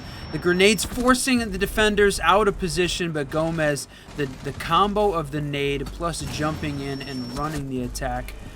What a play. It was an interesting setup for utility, but great execution there by the Oxygen team. Yeah, overall, just a great response from Oxygen. The very first round, they did a bad job of playing into the defensive setups that Loyalty had set up, essentially as traps, essentially allowing for Oxygen to take just enough space for Loyalty to put them in a, a 1vx situation. That time around, not only were the gunfights in a lot longer distances, essentially eliminating that factor of Loyalty having that, advantage, that upper leg of, setting up this trap, getting that Attackers need to positioning over locate and Oxygen, defuse as because many Oxygen bombs were as they just can. taking those gunfights a lot of the time from out of the map. And it allowed for Loyalty Attackers throughout have that discovered the entire location round of a to bomb. have no control in every single engagement and gunfight that they got. And that's going to be a continued factor throughout these next couple rounds. It's just one of those, default factors that Oxygen really has because they're a Pro League level team, because they can understand the win factor, if the risk that they want to take, and also they can just really do a great job of just really valuing the distance between both them and the opponents in front of them, 10 and seconds left. how much utility they want to waste or use. And it's just a phenomenal answer 5 back. seconds left And before Loyalty insertion. again is in a situation where they need to take that driver's seat back. Attackers are moving to defuse. So taking the driver's seat back, they're going to take it down to the basement. Not going to see 2F here in that first bit of round rotate, and it's a power move, right? Because typically I'm thinking, the basement a little bit tougher of a of an objective to hold. There's so many avenues that you can attack from, and what a they've already miss. got the snowmobile breach opened up, but they've got the combo move of the Goyle and Maestro, and the smoke. So really leaning into that area denial. It definitely seemed like a bit of a miss. They went for the impact trick to try and stop the thermite, but he placed it far enough over to the left side of the wall such that that is not going to work. But what a possible flank, completely shut down. Great read there from the Oxygen squad. Brios trying to catch one, but like Newer said, nice shot. He's left all alone at this point in the flank outside of sight and shut down. What a quick round from Oxygen. Talk about a gap spotted coming out from Oxygen, just realizing that they had an avenue into the bomb site without Loyalty even realizing it. And once they did realize that there was a gap and there was an entry point relatively easily for Oxygen to take advantage of, it was way too far and way too late for them to respond. And eventually it just completely crumpled right beneath their feet.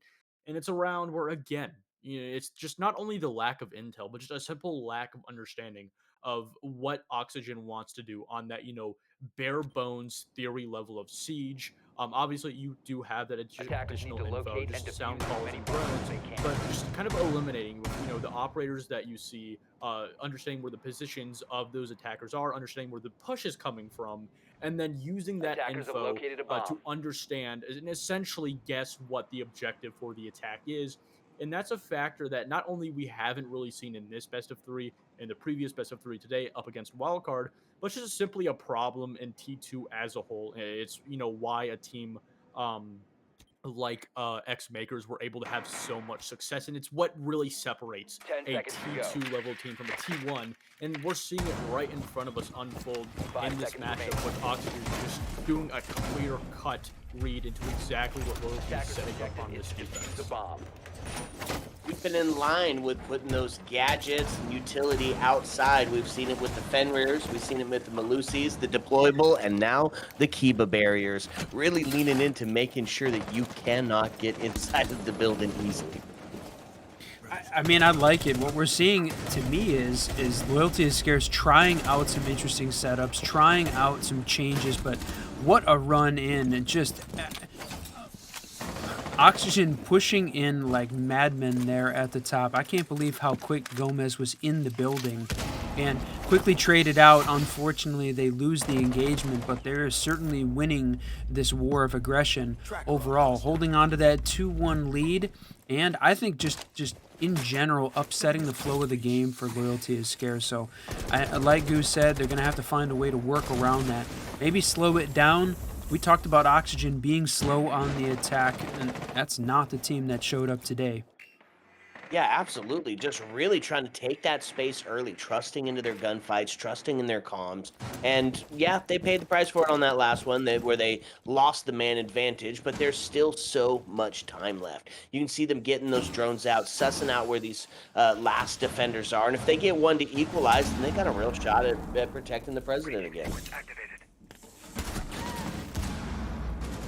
And there it is. Hat's going to find Alex off the board. Now we find ourselves into a 3-3 scenario. No they start way. to open up to try to get some of that verticality, and now that's going to be the down the office setup, and they're not going to be able to open it because that's the Selma's gone. No, he did have one wait, impact what? EMP left. They were on the wall waiting, and he's able to get that open. Man, just that's well timed. I think a little bit of luck there for the Oxygen team. You've got a minute left, and still have got the roam clear operator of Yaga running that Deimos. I wondered whether or not we were going to see him banned out. He goes down with Epic, holding back in the bedroom. Quickly traded though by Hat. Hat having an incredible game, 7-1 to start this thing off.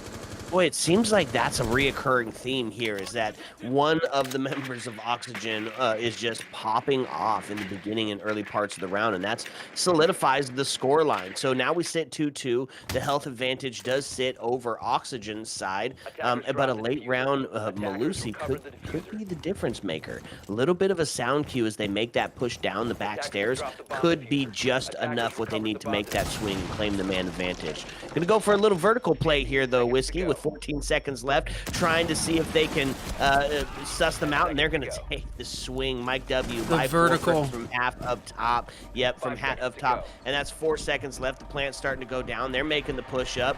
No sort of gadgetry to stop this, and the cross is in place. Operators, you have run out of time. God, what a way to end the round, and what an answer from Loyalty. Just honestly, that player on the vertical not doing his job. A textbook definition, a textbook example of how to not play the cover for a planter. And I don't want to really say that it was a round that was given to Loyalty, because they did at the end of the day earn it. They forced Oxygen not only to waste so much time on that top floor, just simply trying to clear them out, even if they did eventually let that 4v3 dwindle down to a 1v2 at the end of the round. They wasted just enough time for that vertical player, not only to not have enough time or the drones to get that extra bit of info on the bomb site, eventually not being aware of where that last player was, allowing that player just to slip by his lines of sight. If that little like rotate hole into kitchen was just a little bit higher, he would have been able to see Mr. B just walk through it. But because of that and the lack of intel and the lack of time for Oxygen to really work with in that kind of scenario, Mr. B was able to just slip by the line of sight, knife that player even, and then end the entire round. And it's kind of a situation where if Loyalty now, a complete new factor of denying info from Oxygen, if they can continue to replicate that, whether it's in the early and mid round or an execution phase, I do think they will continue to have success on this defense. Man, what a shot, or what a kill. Left me speechless. You know I love the melee. It's one of my favorite parts of the game. And to get it for a clutch on the round, huge. I love it. Brio's already taken some damage as he's trying to get active here in the early round. Paid the price for some of that, and there's some more shots coming through. Just about finds his life forfeit, but seeing the Matrix, he knew exactly what to do, and now can rotate back to the Mez, back into that comfort position of holding on to library. That's right, taking shots outside through the Mez window, and look at this, running the Brava again, just stealing all of the defensive utility that Loyalty is scarce had set up in that main fireplace area to the push in. They've got the Frost playing again upstairs in the office area, looking with soft walls. With that shield right on the half wall again, it's definitely an interesting setup. Right now, we look back, Oxygen won this when they ran this setup back on round 2, but it was close. This has been a significantly closer map than we saw Clubhouse between the two, so Loyalty Scarce is showing up when they need to. Well, Oxygen, however, still continues to win a couple rounds. This battle happening upstairs on the Mez. Rios keeping the Azami alive much longer this round. Man, not showing up here. You said showing up when they need to, except for now. It's a 5v1. Mike W's gone off the board, and Newers is going to use the LMDG to just riddle Brios full of bullets and take another round. Another example of Oxygen doing a fantastic job of just setting up those crossfires, understanding not only the entire defensive hold and extension that Loyalty had on that top floor, trying to waste a bit of time and then eventually rotate back down to the bar and gaming bomb site. But once they realized and understood a lot of the positions that were being held by those Loyalty players on that extension, they just set up the crosses, applied enough pressure to force those players to rotate out of their positions, just walking into the lines of sights, Defenders, walking protect into your those bombs crossfires from being that defused by were set attackers. up from Oxygen so early on, just getting essentially free kills that Loyalty had no idea that they were walking into. And it goes back to my idea that throughout this entire LCQ and this entire series so far, Oxygen has done a fantastic job Attackers have of discovered the reading into location their of a opponents. bomb. Most importantly, on the attack, just doing a fantastic job of not only understanding the defensive setup that is in front of them, but finding really quick solutions and just using that raw problem solving ability of this 5-man 10 roster seconds that's been remaining. set up for nearly a year and a half now, and just using it to just get rid of 5 these seconds problems to go. so efficiently.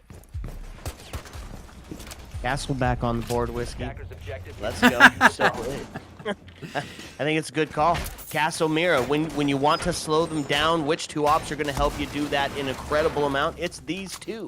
And a little bit of a fun setup for it. Protected inside of the closet there, making sure that the windows stay, or that the rappel game is going to be less effective, or that you got to bring some gadgetry along to be able to get in there. Like, I had to waste some of the Zophias just to be able to get in and take a look.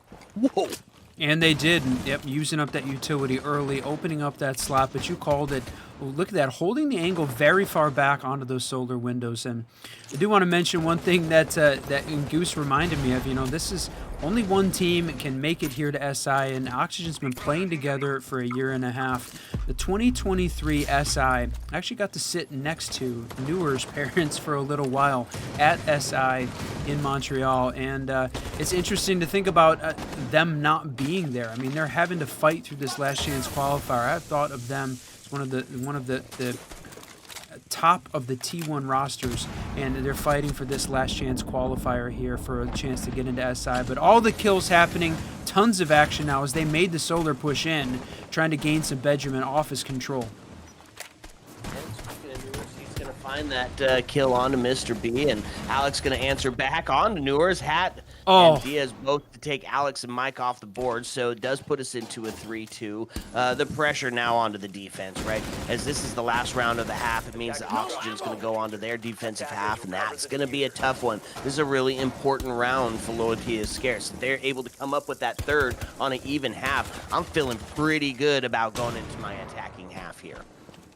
Absolutely. Against this team, they should definitely feel good about it. And finally, another shot. A couple great ones coming out. That's the diffuser down hat. 8-1-2. The last guy left alive. How about 9-1? Can he clutch this up? Boy, Epic has got to watch out. Oh, but he does. A shotgun to end it. A phenomenal play coming out from those last two players. Obviously, it did eventually end in a 1v1. But again, it's kind of a situation where Oxygen, they had just enough control to get that bomb down. You had the player on side or on the big window rappel, and that situation fell down to just simply raw duo gameplay. You just had to rely on that team chemistry. Talk to your teammate, identify the biggest problem for you to deal with first, that being the player on the rappel. Frost was able to deal with that relatively quickly, and then making her way all the way over, shooting and eventually killing that planter in a 2v3 situation. Just relying on that team chemistry, the teamwork. And it's kind of a situation where Loyalty will not always have that buffer. They will not always have the opportunity to rely on just pure chemistry without having cohesion being set up behind it. But it's kind of a situation where Oxygen just were not careful enough on that diffuser cover, and they allowed for that 2v3 to be won, essentially. Just not really putting a lot of faith in the lines of sight. A couple of players just missing kills onto the swings. And again, 10 it just seconds left. came down to just raw cohesion in that individual 5 seconds situation. to insertion. Okay. Attacking objective is 3-3 on the half for Commander Chalet. exposed. Let's see how aggressive Loyalty is Scarce is going to get, right? You know that the defense is going to be set up solid. It's dedicated strats, right? It's going to be some tough stuff to push into. They've got the Fenrir, they've got the Malusi, they've got the Frost. So quickness is not going to be the ally here. We're going to have to see them get very methodical. Isolate and then decimate. Isolate and decimate, 3-3 half. Loyalty is Scarce showed up on this map definitely more than they did on the previous, and honestly, I'm loving what I'm seeing. I feel like they're being innovative. They're playing very hard against what is, I mean, you said it, statistically the superior T1 team, and an opening pick against Gomez finally. That feels huge for this team. They're riding a little bit of confidence right now, I feel like, coming into this. It was definitely a back and forth first half, but compared to a 6-0 start on the previous map, this is a significant improvements for the Loyalty is Scarce team on their map pick, and I gotta believe they were expecting here to have to play the attacking half second. Okay, does get answered bat. Hat takes one. Newers is going to find Epic off the board, and a legendary headshot does take us into a 4-3 now. The Fenrir gadget just completely blocking out any views. They get a drone in, and they're able to find where the drone or where the Fenrir gadget is. Both of them, mind you. Oh, yep, there he goes. And so they're going to have a little bit easier time starting to make the push in. Ash getting rid of some of that extension utility here, and they claim the body balance on the defense, so it's a little bit of an uphill battle for Loyalty, and they're looking for that last little push through right now. One to equalize, and then they can start to hold on. Oh no, Ooh, the one to equalize, not one to go down. Man, Hat is just absolutely on an incredible roll. 11-2. This guy, how about 12-2? Unbelievable. Right now, I mean, that is going to be the win condition for this team. They've got to find a way to shut down Hat. Yeah, it's really not necessarily confusing, but it is a little funny to me that throughout every single NAL stage, and I don't mean to call him out, I am going to a little bit here. Hat has had a previous history of struggling in the overall kill department, but whenever he goes up against some of his ex, friends in the T3, even T2 scene in these qualifiers, he just powers up. It's kind of a situation where not only is the qualifier a completely different landscape of Siege compared to, the NAL, obviously, but, a more structured game day for a league or even a major. It's kind of a situation where not only are you playing lesser teams, but also just it's a lot loose. You're able to make a lot more riskier movements, riskier decisions, and it's not going to be punished as much. Not because your opponents are worse, but because both people are just working on so much. All of these teams are here for a completely different reason. Oxygen is here because they didn't do good enough to qualify based off of points. Loyalty is here because they were good enough to qualify and get in this position. You kind of have these two opposite forces kind of colliding with each other on completely opposite spectrums, but for Oxygen, even though this is a very close match, they've looked kind of best they have in a while. Yeah, they've been looking really good on the times that we've got to cover them on the stream. I mean, Clubhouse specifically. But look at what we got here. It's a Blackbeard going to start to put some pressure here onto the first floors. They're looking to take some library and gaming control from underneath. Open it up, get themselves set up for the plant. Maybe just disregard all of the extension here and go for something a little bit more direct. Could see it. Could be the case. Probably not, though. It has been Brios on that Blackbeard pretty consistently in the games that we've seen from Loyalty is Scarce. He really likes that operator, really likes the way that this thing is playing out. We're not successful terribly on, I'm trying to think which map it was, Border maybe, if we got a chance to see him be really successful on. But Newers is going to shut him down. Boy, just as we're talking about him, it's still 2v3, but now all of that happening in the first minute of play. So tons of operators going down, lots of action happening off-site right now. Just long shots. This feels like a very, very chaotic round here from the Loyalty is Scarce attack.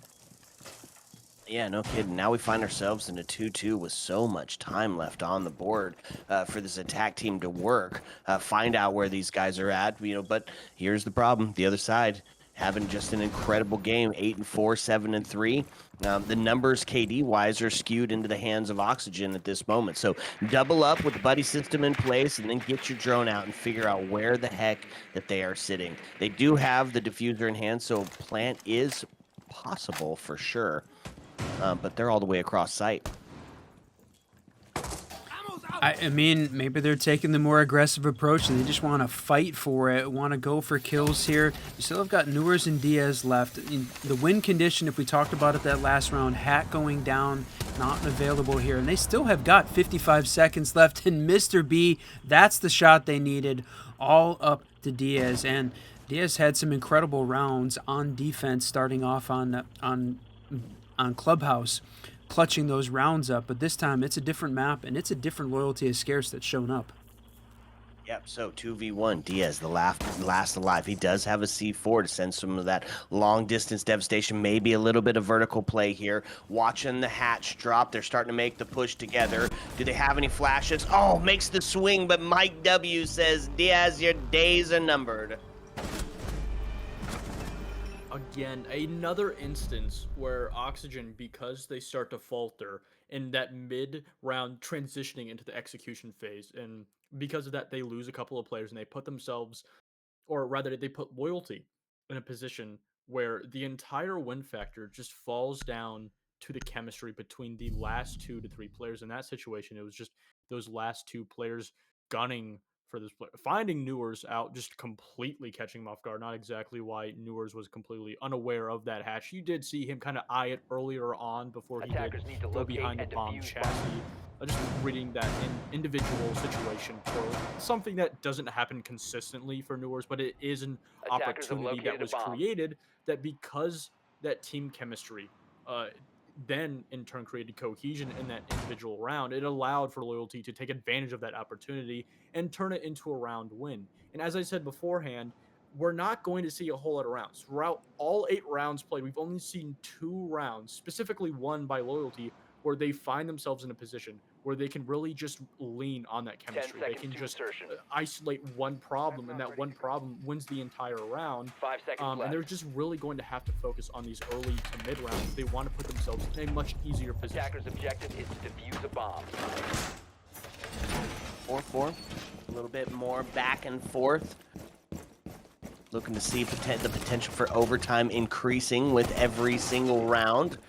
Fenrir getting active with some of those gadgets towards the complete opposite side of site, and they opened up hatch. So playing up top with that mirror. Whiskey, we talked about this being one of my favorite strats. If you're going to play basement, you have to protect that. Vertical, and Mirror going to be doing a great job of that. All the way up to the first and second floor. 3 players, Whiskey, up on 2F. Yeah, huge extension here from the Oxygen defense, and it's interesting. We've seen this play out differently.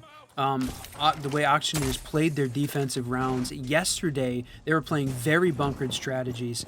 Today, very roam heavy, expanded, right? They're like trying different ways of managing it. And you said it, if you had to pick a spot to try this heavy extended roam game, I like it down in the basement, making sure that you're just wasting a lot of Loyalty is Scarce time. And especially if they're going to use this wide open roam to take individual gunfights, that is going to favor the Oxygen players winning those 1v1s. Yep, absolutely. So, still maintaining this full extension up top, started to make their way back down as there's more of a presence on the first floor. But Gomez just is not going to give up that real estate for free. So, Briff's going to have his hands full when he starts to push in to deal with him. Yaga takes Mike W off the board, does give the man advantage, and the body bounce over to Oxygen. Oh, man.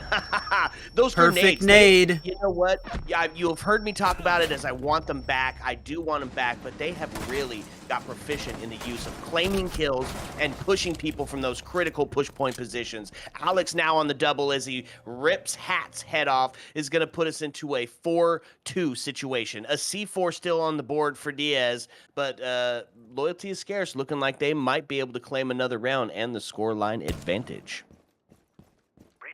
That's right, looking good. 45 seconds left. A 4v2. We did see Loyalty is Scarce throw a 4v2 earlier, so it is certainly possible they could make that mistake. But right now, it looks like they have got the avenues in place. They still have the Blackbeard left alive, and they got plenty of hard breach plus the diffuser to try and hold on here. You just got to watch out for that. I'm just going to say C4, but done and dusted, my friend.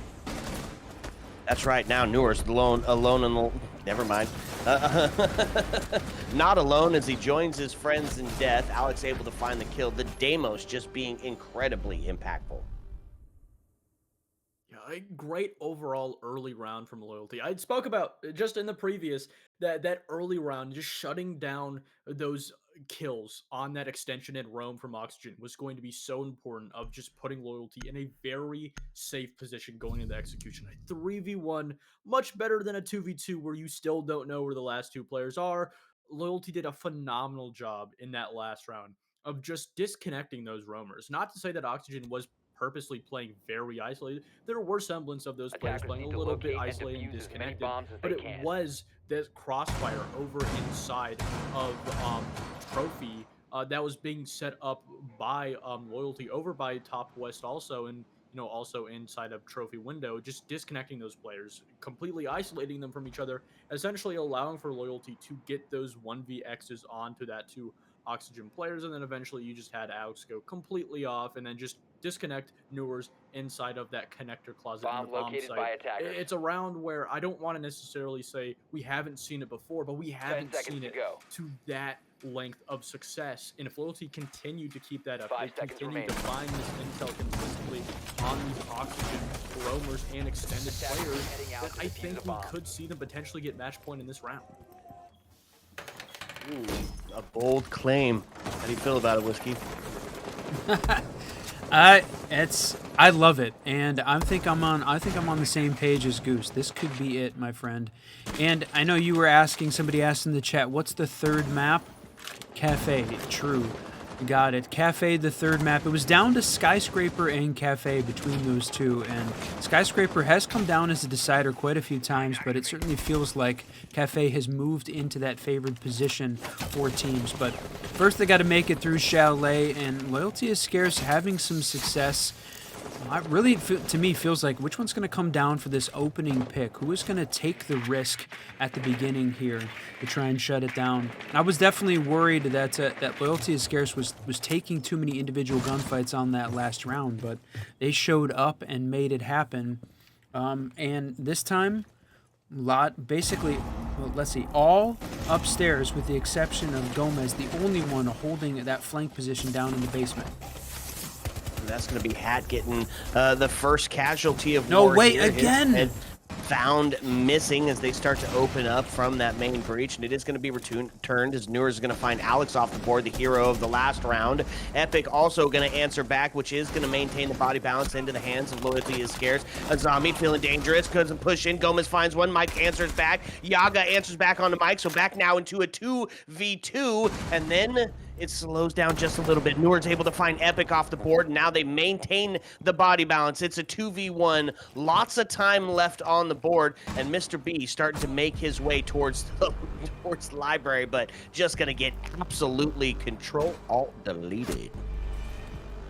Yeah, talk about a back and forth. Not only a back and forth between both of these teams, Oxygen winning the very first, eventually Loyalty were going to take two, and then just last round, Oxygen doing a great job of just playing those gunfights to their fullest potential and just playing it to their favor, not over swinging, kind of baiting loyalty into those very deep swings into the long angles, giving the favor to Oxygen on the defense as those angles were already set up. Oxygen were prepared to take those long angle gunfights, while loyalty was going into it kind of in a situation where they didn't have 100% info on where those players were going to be swinging from or exactly Attackers when. need to locate. It's kind of a great situation where Oxygen really, Attackers have with the located a lack bomb. of overall drone intel that was not coming out from loyalty, allowed for them to kind of in a way take away the intel, take away the positions, or I guess you could say the knowledge of where those defender positions were, and then just give those gunfights completely into the favor of Oxygen. Obviously, they did have to claw back as loyalty took a very early lead, but nonetheless, a great round coming of Oxygen. And again, going back to one of my things where loyalty is going to make a lot of mistakes that they don't even understand how they're making, simply of that inexperience of a T2 level team. And then you'll have Oxygen that T1 that will not only see those mistakes, but understand how to quickly take advantage of it. And it's just simply going to be loyalty, putting themselves in a position where they don't have to make those mistakes in the first place. So Oxygen bringing that been there, done there strat. I feel it. Lots of nade use, as we were talking about at Whiskey. They're going to double up on the projectile denial. Both Jaeger and Wamai going to be brought out. It's that Deimos that has just been so incredible with the grenades, and the Blackbeard as well. So, and this time, instead of the Deimos, they did opt for same sort of idea, hunt down these roamers, and Lion is going to have some of those nades to do just that. Oh, look at the run out getting ready from Gomez playing downstairs in the basement, but it looks like, yeah, you've got couldn't tell which one of the attackers it was, but they go for the quick plant. I love it. Get in, punch him in the face, and then get the plant down. But wait a minute. Oh, what is going on there? A hat gets a triple. Find a triple. He's just gonna walk in and say, quick plant denied. Epic gonna be the last one alive in a 1v4. And geez, we're looking at maybe Oxygen coming up on their match point. Yeah, that one surprised the heck out of me. It looked like they went for the bar window quick plant, everybody jumping in at the same time, but some sort of confusion happened. Something didn't work out the way they were expecting it. And it fell apart, walked right into the waiting arms of Hat. He was the win condition that felt like he needed to be taken off the board, and that happened for 3 rounds in a row, basically. He hadn't been able to get a kill since back on round 9, and then all of a sudden, pick up 3, push it a little bit further around, and based on his scoreline, one of them was a down. Newer's going to finish this thing off, but boy, that one looked like it was going to be a great round from Loyalty is Scarce, but it just fell apart on that opening. It's just a situation where Loyalty did kind of a thing that a lot of T2 teams do, where they'll try to catch a team off guard when they don't fully have a great understanding of what they want to do to clear out those roamers, those extended positions, being backed up with that defender utility. But not only is the problem that Oxygen is a veteran team that is more than prepared, that probably read into that push as soon as they just simply got a sound cue of the person jumping into double window. But it's kind of a situation where not only are we so deep throughout the LCQ qualifiers, but now we are essentially in the second to last game of the closed qualifiers. Oxygen, not only are they warmed up, they're more than ready and prepared. They've played an entire map, and now essentially almost an entire second map against Loyalty is Scarce. And not only do they have a phenomenal understanding of what exactly Loyalty want to do, but in that round, it was kind of a situation where Loyalty just gave essentially the strat book to Oxygen. It's just kind of one of those rushes that is so easy to read, especially in a 5-5 scenario, now a 6-5 scenario, as Oxygen did shut down that rush. It is a very risky option to choose that I just don't really think it was in the best interest of Loyalty to do. Okay. Match point scenario. Take it down to the basement. A little bit of area denial. Doubled up on it, in fact. Newer's on the smoke. Gomez on the Goyo. And here's and Yaga here's hiding in the clash. Yep. We talked making about sure he Clash doesn't get being sucked banned out. on that previous map because we've seen the teams use the Clash occasionally to great success. So here's the question: is it going to be this round? A couple of things we just wanted to talk about, right? This is not just match point. Auction is up 1-0 in the map count on a best of 3. It's match point, map point, and in this case, third place point in the seeding, because the loser, if it's going to be Loyalty is Scarce, they will pick up the third place position. Auction is going to go on to face Wildcard in another best of 3 to decide who is the first and second place teams here. So if this is it, if this is the last round of Siege we see between these two teams, Loyalty is Scarce is picking up that third place seed. Couldn't get it off the wall to try to do a little bit of Cade trick, and so they are going to get that main breach open, but the Goyo to make sure that nothing quick is going to be happening as they try to push in. Clash coming around that blue area, not only to block off anybody coming down that main lobby, but just to be that walking drone, right? Pings for days, so the swings from your friends can happen. One of the other things you wanted to mention was that right now, Loyalty is Scarce. Nobody was positive, with the exception of Epic had found one. That 9 and 8, he's the only guy on that roster. That does say that everybody is very balanced, but that they've struggled to get anything going here. So they've got to show up when it counts. This is their match point, and they have been successful at doing that, at least the first time. Maybe they can't sustain that level of success, but I would love to see Loyalty is Scarce pick up one more here and force OT on this second map of the best of 3. So this is the question, my friend. Is it going to be this one? Moving a little bit slower, that I like out of this team.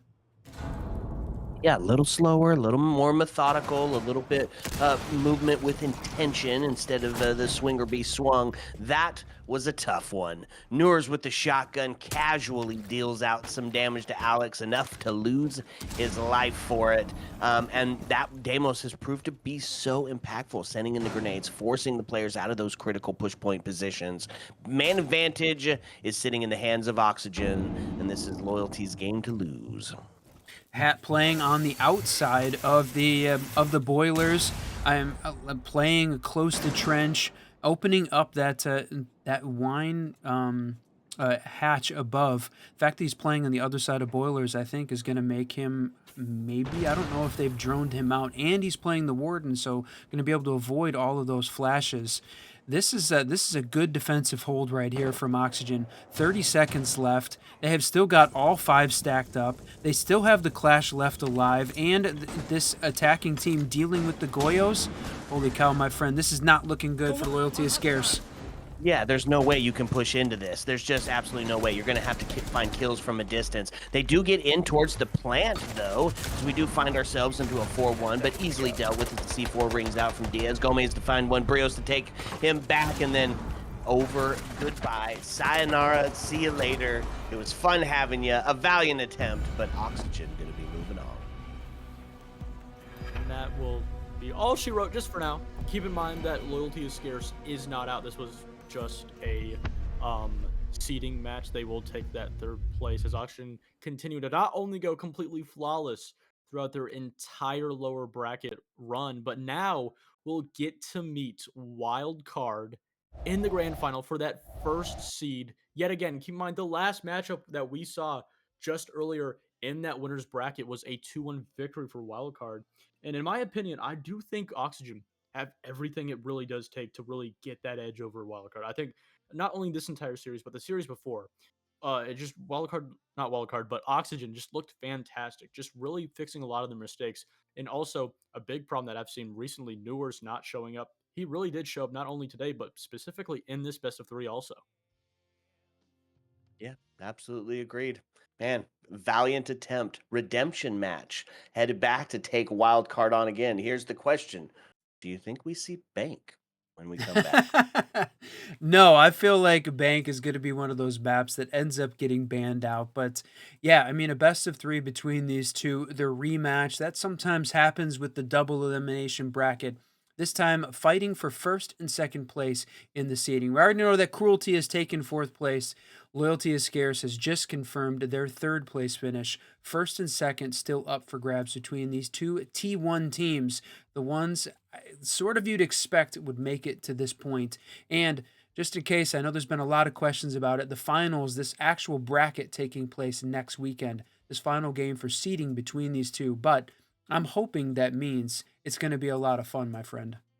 Yeah, absolutely. Okay, folks, got to get the lobby set back up yet again. So sit back, relax, fill your drinks to the tippy top, grab your snacks, because when we come back, we're bringing you a whole new set of maps. Ayo.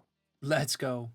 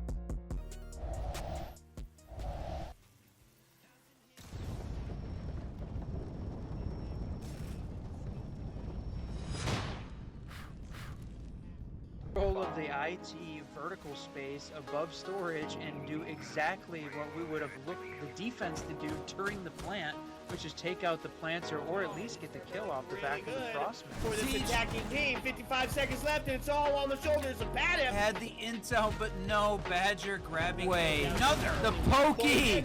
Pokeball Hydra says, I choose you, Joker. Kiss my ash, you got 0 cents. Your IQ is low. Did you make that up right now? Yeah, right now on the spot. I just want to touch on mental health if you're feeling out of it. They put together a hell of a club sandwich. Sledge must have been the bacon because he got fried. A whiskey!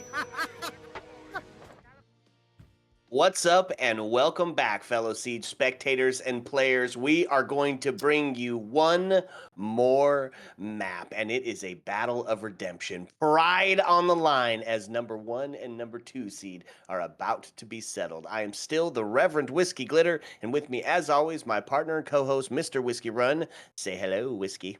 Welcome back, everyone, to the 6th Invitational Last Chance Qualifier. We are here, my friend, the grand final of the playoffs. Finally here for seeding between the 4 finalists. We've worked through Team Cruelty picking up that 4th place spot. Loyalty is Scarce picking up the 3rd. And now it's time. Who is number 1 and number 2? We'll take a quick look at that bracket. I know you've seen it a couple times, but fully updated this time. Loyalty is Scarce, Team Cruelty, both falling 2-0 to Oxygen after, and Friendship Team as well. That's 3 games in a row. They have 2-0'd their opponent. The only team to get a single map on Oxygen here was WILDCARD. They were able to shut them down. So here it is, one more map to rule them all, my friend. Okay, well, take a look at the teams. A couple of no-names going up here in this grand finals. You've never heard of anybody. What? WILDCARD and Oxygen bringing it back. This is going to be such a fun game. No need to go into detail here, right? It's the same folks that we watched previously. This is going to be an absolute battle here. And where are we going? It's the thing that I keep saying. We're going to go back there again. I said... don't take Oxygen to Chalet, and WILDCARD said, hold my beer. That's where we're headed for. It's a best of 1. No, don't take Oxygen to Clubhouse. Wait, what did I say? Chalet. That doesn't sound right. You just had Chalet on the brain because we watched Oxygen dominate. I wouldn't say dominate, but win over Loyalty is Scarce on Chalet, but they certainly did dominate Loyalty is Scarce on Clubhouse. And all of the rest of the times they played it, 7-3 victories. This really seems like a questioning step. WILDCARD testing the waters. Can they win on Clubhouse, my friend? Okay, so a little faux pas. I didn't mean to say Chalet, obviously. Don't take Oxygen to Clubhouse. WILDCARD is ready to do just that, unafraid to take them on here yet again. So it's a redemption match. Whiskey, it's time. It's the last best of 1 of the evening, and I think this is going to be kind of spicy. That's right. Here it is, Clubhouse. I think that is a big piece of it, right? You said testing the waters, trying to decide, can they win one more opportunity to give it a try? So the final match, a best of 1 between these two. I know Liquipedia had said previously that this game was a best of 3, but like we said in chat, the admins had the option, gave the teams the option to play it out as a best of 1 instead, and that's what these guys decided to do. Okay, let's work into the bands here. This is really going to kind of tell the story. We've seen the Maverick, we've seen the Monty bands, but Blackbeard, put a little respect on the Blackbeard pick. They are going to get him out of here. Now, here's the question. We've seen the Ying and the Maverick be important bands here, stopping kind of that util dump, stopping that silent entry in, negating the Cade. We'll see who this next one is going to be. I was not even close. I wasn't even going to get close to that. Capitao going to be taken off, and that's a huge pick, right? Was he? Because like you use that to get the person off the breach. It's used for the util dump when you're going for the hatch drop for your plant. It's to stop the breach, the bandit breach on hot tub. I mean, it's a huge pick to take him off the board right now. Yeah, and I know as you were going through that too, we talked about it during that loyalty is scarce game on Clubhouse back in there. Oxygen had banned the same operators the previous 3 times we've seen it. Mav and Tubrow. They changed it up for the first time here against this wildcard team, showing that they need to try something different. They're going to try it without Blackbeard this time, and they're going to complete the full change-up by leaving Tubrow on the board and banning out the Cade to completely change things up. Okay, I like it. A little something new, a little adaptation is showing Oxygen not afraid to switch the strats up, even though they have won it several times. Not maybe because of that, but as a part of it for sure. Site number 1, going to take us down to Church Arsenal. Who are we going to see on the board? It's going to be the Goyo, the Mira, so a little bit of area denial. Mira to hold off, depending if it's going to be put onto that church wall. We have seen it extended all the way up to the 2nd floor. Curious on this one, how we're going to set this up. Is this a 2-floor extension? It seems likely, but again, when we saw these two teams play each other yesterday and during one of the upper bracket semifinal for that original qualification position, Oxygen played very close to site. They played, to me, very conservative, bunkering back down very early. And today, though, they could sort of completely changed up that strat. They're playing a different kind of siege today, so we're going to have to wait and see how is it going to go. That was against Loyalty is Scarce. That was against Cruelty. They're back against the T1 team here, Wildcard, battling for this 1st and 2nd place in the seeding for the finals that's going to be taking place on the main R6 channel next weekend.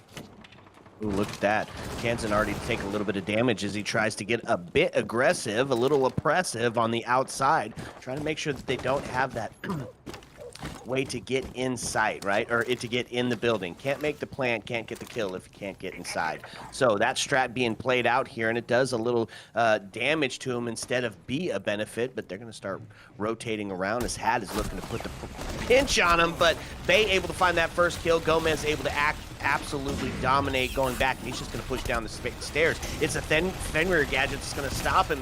Spiker's able to take the kill onto Gomez, ripping his head right off. Answered back. Newers. His life forfeit. Newers able to take him off the board, to swing from the bottom of the stairs, looking for a double, but not going to be there as Diaz take it. It's trade after trade after trade, and now Newers alone, the last alive, and he's got a Goyo that's going to stop him from pushing right in. No C4 to put him from the long, but they got the sound cue, so it's going to be a quick left-right pinch here to potentially try to take him off the board. There's so much time for him to bait this out, not knowing that both of them are down.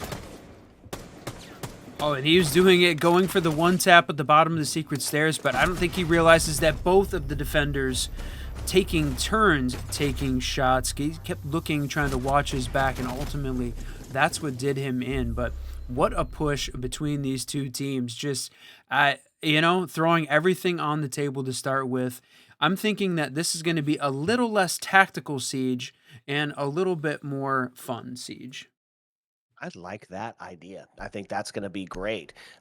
So they find their first win on the defense, take it up to the gym bedroom here for round number 2. And it kind of, I would think that you would be, is this ranked? Yeah. I kind of feel like they might try to go for a little bit more of that stall out game, as Oxygen has had a little bit of trouble with time management. So we'll see how it plays up here on the defense. Not going to see a castle being brought out to protect that highway windows, but we are still going to lean into that Mira Fenrir combo.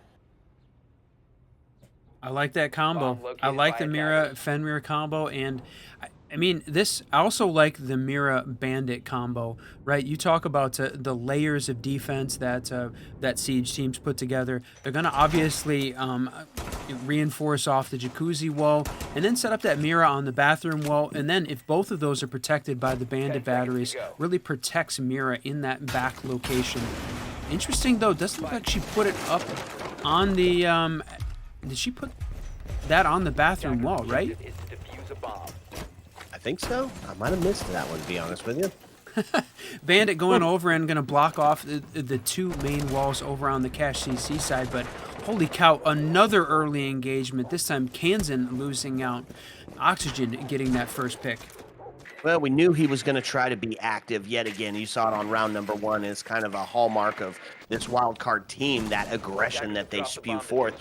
Tough one there to lose your life in the very beginning of it, although he's already got that utility down, right? So still going to have some ADSs in place to be able to stop some of these throwables. They've got a couple of smokes, a couple of flashes, a couple of grenades, and then leaning in, of course, to the C4. Now look at this. 3 people down into the garage are going to try to get active towards that basement. It's going to be Hat to find one, Newers to answer on to Bay as well, and they push up into the top, and Attacker's just going to push right in and say hello and goodbye.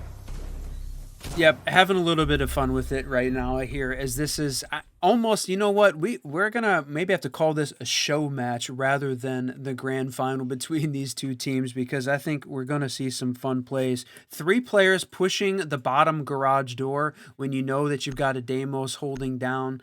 I mean, clearly not holding on to Gym Bedroom in the standard way. They're gonna work on setups, but it certainly feels like this is more of a fun game. The difference between a first and second seed in this case, right? The first place seed is going to end up starting playing off Cruelty. The second place seed going to end up starting playing Loyalty is Scarce. So if these guys are feeling very confident in either of those choices, then certainly you can walk in and have some fun with it. Yeah, absolutely. So speaking of having some fun with it, we're going to see a couple of new operators on the board. Oryx and Thorn being brought out to play here. I love the call, right? I think it's just fun. Back to Gym, or is that back to Gym Bedroom? Is that where we went? It is, yep. Yeah, back to Gym Bedroom. You're going to bring Kansan out, who's going to be incredibly versatile, right? Already you can see him taking the scenic route all the way down to dirt, potentially. Try to get a little bit of a spawn peek towards whoever's trying to open up that hot tub area. Boy, a big hole, too. Not even going to be sneaky about it. Just going to say, hello, Dolly, here I am. The big run out. Almost, oh, no way. He got it! With a huge run out onto Yogg, and that's going to be a great first kill. No Take way. The intel off the board, the devastation of that DMR gone, and because it's Oryx, he is so damn fast, he is already gone. Back in the building, back in the tunnel, Blitz was chasing after him. Gomez running, but not able to find it. And the C4 on the hatch, the audio cue from WILDCARD. What an answer back.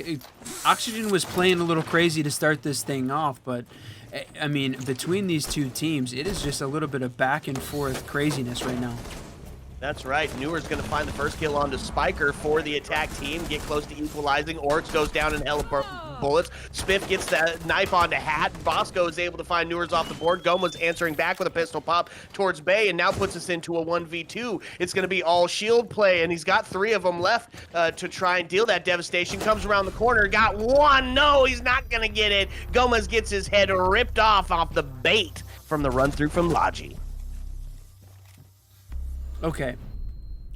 The Oryx dash out of dirt to go and get a spawn peek kill, man, that was fantastic. I loved seeing that. What a play. The defense take another one. This time they're going to go back downstairs to the basement like they did back on round 1. A little bit of back and forth between these two teams. Who can just show the more aggression to start off a round? Definitely looking for WILDCARD. Do a little site setup downstairs, and then where is the spawn peek going to come from? Where's the run up going to come from? That's what we're looking for, my friend. Yeah, this might be the greatest game we've ever seen. No doubt. No doubt. This is, you know, aggression is going to be huge. We talked about wanting to do the show match, right? They gave the community casters the option of doing a show match in Manchester, and our friends Dianic and Cham got a chance to do that. We were hoping that they were going to give that option out in Atlanta.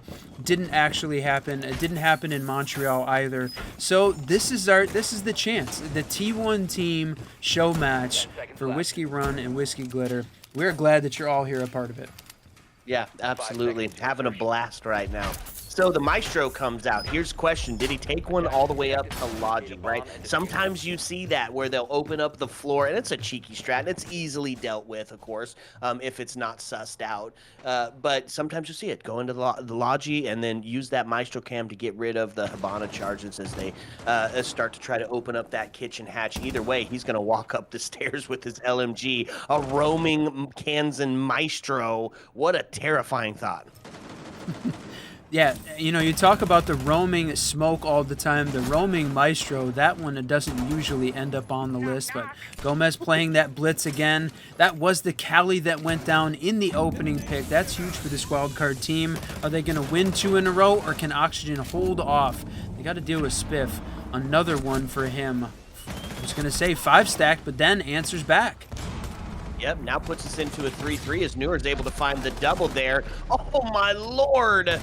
Sent flying, now down into a 2v1 as Newers and Hat both able to find one. Bay takes Yogg down, now takes us into that 2v1. Flash is coming out as the pressure starts to mount here onto the blue. Coming around for the backside, is it a knife? No, it's a pistol popping, body dropping. Newers is gonna put him down. Okay, the back and forth continues. 1 for 1 as we head into round 5 here. You know what? I don't even think this one should count towards Oxygen's clubhouse record at this point. Unless you're a wildcard fan, then absolutely you want it to do if they can find a way to win. Cash CC going to be the next place we do battle, and Kansan bringing out, showing the clash. And you know what? If you're going to have some fun with it, Spiker's pick playing the Doc, that's a good choice. Try and boost up the health of this team, keep them in it just a little bit longer. Mm-hmm. Attackers need to locate. Okay, and defuse as many 2-2. bombs We are as they can. absolutely flying through this round as we're just this match is we're just 2 rounds away from the end of the first half of the last map. On the side of the defense, you called it, Clash and Doc being brought out. Like to see the Doc playing up on that catwalk, maybe Attackers along have with located a bomb. the Azami, either doing the stim work, or potentially just try to keep himself alive. I'm not sure where Azami's going to hold up. Probably catwalk area, if I had to guess. But also bringing out the Mira. Now, is this the one where they're going to put it on the main breach as well? We've seen that. Oh, we've seen that absolutely a ton lately, being incredibly good at denying entry in. Attackers are moving. I like this hold also using the Mira top red as one of the locations. And yep, you called it, right in the middle of the main breach, backed up by a pair of bandit batteries. This is it's a great hold, and even when it's not played in sort of a show match format, this can be a good hold. What's a little bit of pressure on? Again, we talk about those strategies that make it difficult for the attacking team to get set up to work the hard breach aspects. When you've got a hole in a gun from the defense pointed right in your face, definitely makes it difficult. But right now, the execute from Oxygen looking like it's coming from the gym bedroom side of the map, maybe a con side over. Yeah, potentially. Already made their way in. Newers finds the construction approach and is going to find the kill onto Spiff as well, as he's going to try to find a way to deal with this Mira. Huge first pick because Spiff didn't have a chance to get very many of those Kiba barriers down. So now it starts to put some full force into it as Blitz is going to come up and deal with that barricade, that shield, the Clash on the other window, sandwiched in between 2 shields, 1 on attack, 1 defense, and there goes Bay to find the kill on to Hat, and a grenade to ring out and try to force what it out. a nade! Spiker takes 1. Spiker good for a second. Bay on his second as the Vector goes out. Give him a triple. Handed out some justice into construction. What is going on? Just total chaos. And there you go. Wildcard answering back, continuing the 1 for 1 progress here on Clubhouse. Nobody gaining a significant advantage, and even though we're seeing chaos, the fact that it's gone back and forth to me just says how closely these two teams are actually matched. Because you got a little bit of skill, it does take some skill even to win in those crazy 1v1s, and the fact that you're never sure which one is going to win it, the fact that neither is gaining a significant advantage, says got a pretty evenly matched pair of teams here. And I love the fact that both of these guys made it all the way to the 6 invitational invite last chance qualifiers. Unfortunately, only one is going to be able to earn that spot when we head to Boston in February. Ooh, I can't wait for that. Gonna be a blast. Okay, let's look at the defense. They are going with a little bit of a different strat here for the Church Arsenal. They're bringing out the castle, and then Mr. Bay, or not Mr. Bay. Jeez, now I did it. Thanks, Yali. Bay gonna put themselves onto the Scopos. We generally see that Scopos taken up to the bathroom close to the gym bedroom area, prime and ready for a flank opportunity should it not be sussed out that early. But there's a ton of drones in place. I'm sure they're going to figure that one out. It does take a little bit of utility as well, and so the question is whether or not it's going to be worth the utility dump or the explosions to try and clear her out. Maybe, maybe not. We'll see. Again, things always a little bit different in the show match, but it's Kanzen again taking that early play in utility room this time. Just couple of Go ahead. No. Just chaos, my friend. Stewart's off the board. Gomez on to Spiff. It does give the man advantage over to Wildcard as they now are up 4-2. Scopos to find the kill onto Hats. The headshot rings out. So now it's the Hatch Queen and a little bit of shield that's going to try to get some work done. A C4 rings out, doesn't find any. Gomez takes Bay off the board. Bosco able to answer back. Fenrir, life forfeit to the pistol popping, body dropping. So now it's going to be Diaz alone in a 1v2. There's a couple of times we've seen him be the last one alive and the facilitator of the end clutch round. So if anybody could do it, Diaz has got a real good chance to be that one. And on Clubhouse, we saw him go 9-0 or 9-1 in the first 4 rounds of Clubhouse when they played on it earlier. So, like you said, they certainly can pull this thing off. But question mark in play here. Is he going to? Yeah, he's just going to take a break. Spiker going to be the one to actually get that final kill. So, Wildcard finding 2 in a row for the first time on this, their final defensive round of the half. Now we get to see the side swap and how Oxygen is going to handle their defense in this show match between the T1 Titans. Okay, standard split. Who would have guessed? When it's all aim and no brain, the standards come out, the default goes. So Wildcard able to take it on their defensive half, and now Oxygen getting a chance to show what they are going to bring to the table. Anticipating some quick action, some rush-type scenarios. Smoke, Goyo, and Capkin going to be on here. I don't know what makes you think that based on what we've seen of this round played out so far. Yeah. Just a wild shot in the dark. Yeah, I mean, certainly Oxygen expecting it. You said it's bring out the Capcan and the Goyos to try and slow some of this down, but it doesn't seem that very much utility is even being used at that point. I don't think we got to see the Scopos swap. Everybody was just dead before before we even really got into the meat of any of these rounds. So, gonna see Diaz upstairs, gonna reinforce the kitchen, but who is going to be the run out again? That's the important piece. Where's it going to happen? Basement, hallway, utility room. Looks like Yaga might be the one to take it. Okay, so the Scopos is in place. The flank is ready. Everybody upstairs outside of Hat, Hat and Yag, who do remain down in the site area, but an extension to the second floor. Two on. Geez, they are just running all over the place. Newers is going to be the one who's going to be sitting up. No, but it's a 5-man rush in dirt.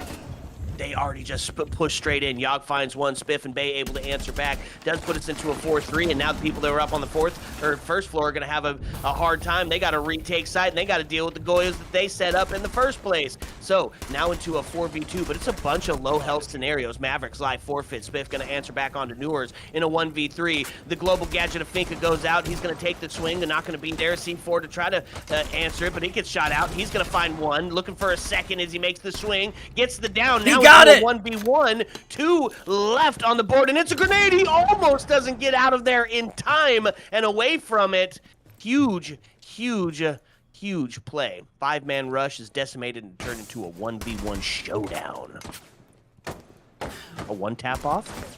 Let's see. Yes, the one tap off down the hallway. Spiker gets it, and another win for Wildcard. That's 3 in a row for them in the one tap off down central hallway in the basement. The one tap off. I like it.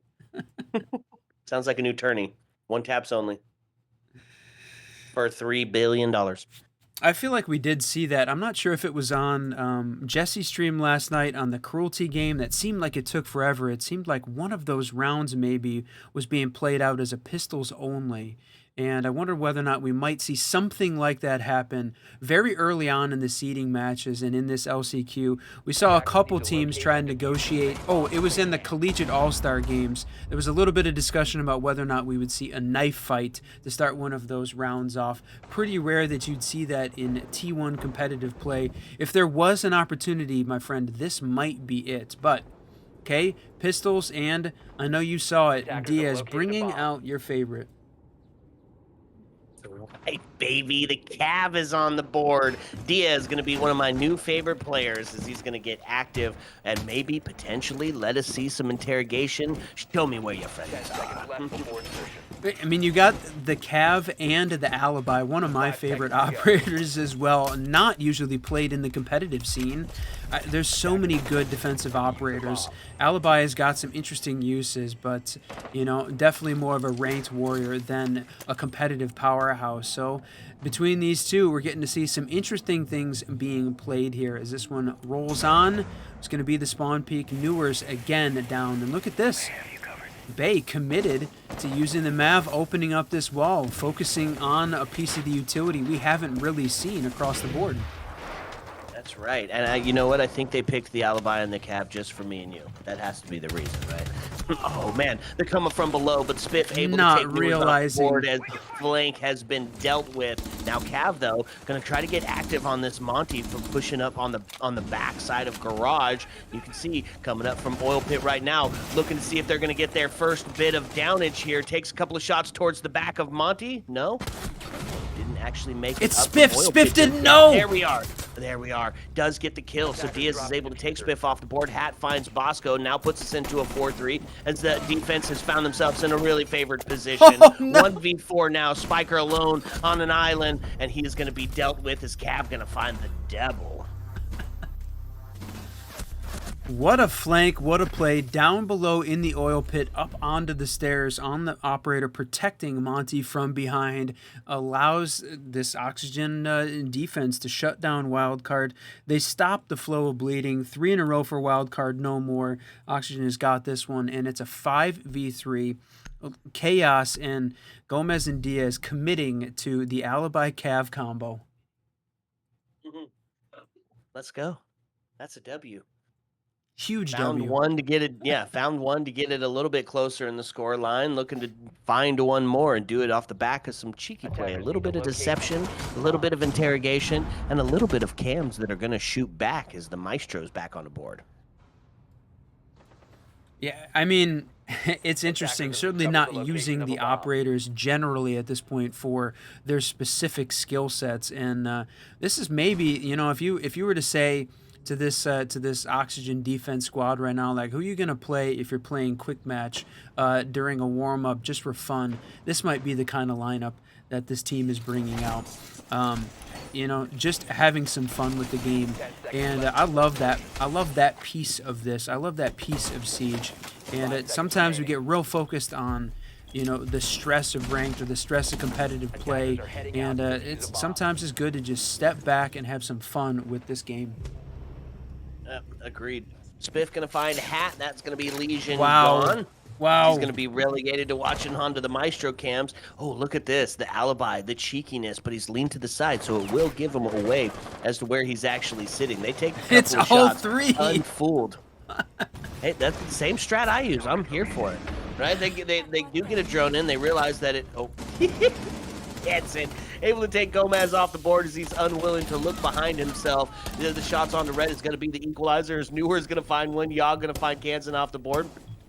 And it's a low health scenario, and Cav is down. So really, they maintain that body balance in a heavy way as now Yog is the last alive. Starting to make that push. What a shot. Yog is going to find Bay in a dirty shot towards the main breach, looking for a second. Are they going to give it to him? Bosco takes Diaz, and that's the plant starting to go down. The plant's going down onto the red side. Hears him, takes a couple of shots. Oh man, takes a couple of shots, but not enough. Back onto the corner. Might go for the pinch here, as it's kind of necessary, but it's just kind of stalling out time. Goes behind. He's going to wait on the crossfire set up from the main breach instead. Pulls off the plant to go back and do it again. No way! How did he get this? Oh my lord, now he's put into that 1v1 scenario yet again. A couple of shots over the top. Looking for that headshot. Are we back into a one tap off? A flash is going to go out. Yeah, he's going to get the kill it before it goes off. Yogg is insane in the 1v2. You know, you say it all the time, bobbing and weaving. I mean, just unbelievable play there from behind the bulletproof box in the cash room. What a play. What a game we're seeing back and forth between these. If you're just joining us, obviously, it is the grand final here between WILDCARD and Oxygen for seeding the number 1 and number 2 spots for the final next weekend. But we are absolutely being treated to a show match between two T1 powerhouses. Yeah, absolutely. Love it. So Newer's leaning into some of those weapons that got enough bullets to kill them all. We're going to see him bring the Lord himself to Tachanka out to rain down fire from the heavens at any sort of quick attempt to get in. Yogg going on to the vigil, so see him heading up to that second floor to try and make them push him and waste that time and waste that body balance and potentially, if they don't suss him out and get 4 on him all at once. We'll see how they're going to do it here as the Amaru is being brought out for basement side. That is interesting, the Amaru play for basement, but again, I think this is more about getting up into the map very quickly and taking some shots rather than, again, the specific operator's utility and usage. But there is an interesting combination of sometimes using operators in the way this intended, sometimes taking play, but I mean, Hat had an unbelievable game previously. I think we saw him go 15 as well, and well, all right, traded out quick. Spiker and Bosco taking down Gomez. That's right, the trade rings out. It does put us into a 4-4. Hatch is already open, so the work has been done for them. Can just take a peek instead, and look at that. Spiff able to take Yogg off the board with it, and now Newer's looking to get active with this. What was with this Tachanka, and he's gonna need to be active because now it's into a 1v3, a 1v2 as he finds one. Looking for the quick one taps here, sends out a couple of fires so he can't be rushed from both sides. Instead, probably they don't have the case in hand either, so might have to go for the kills, except for they do pick it up, so one taps and he is gonna find it. No way.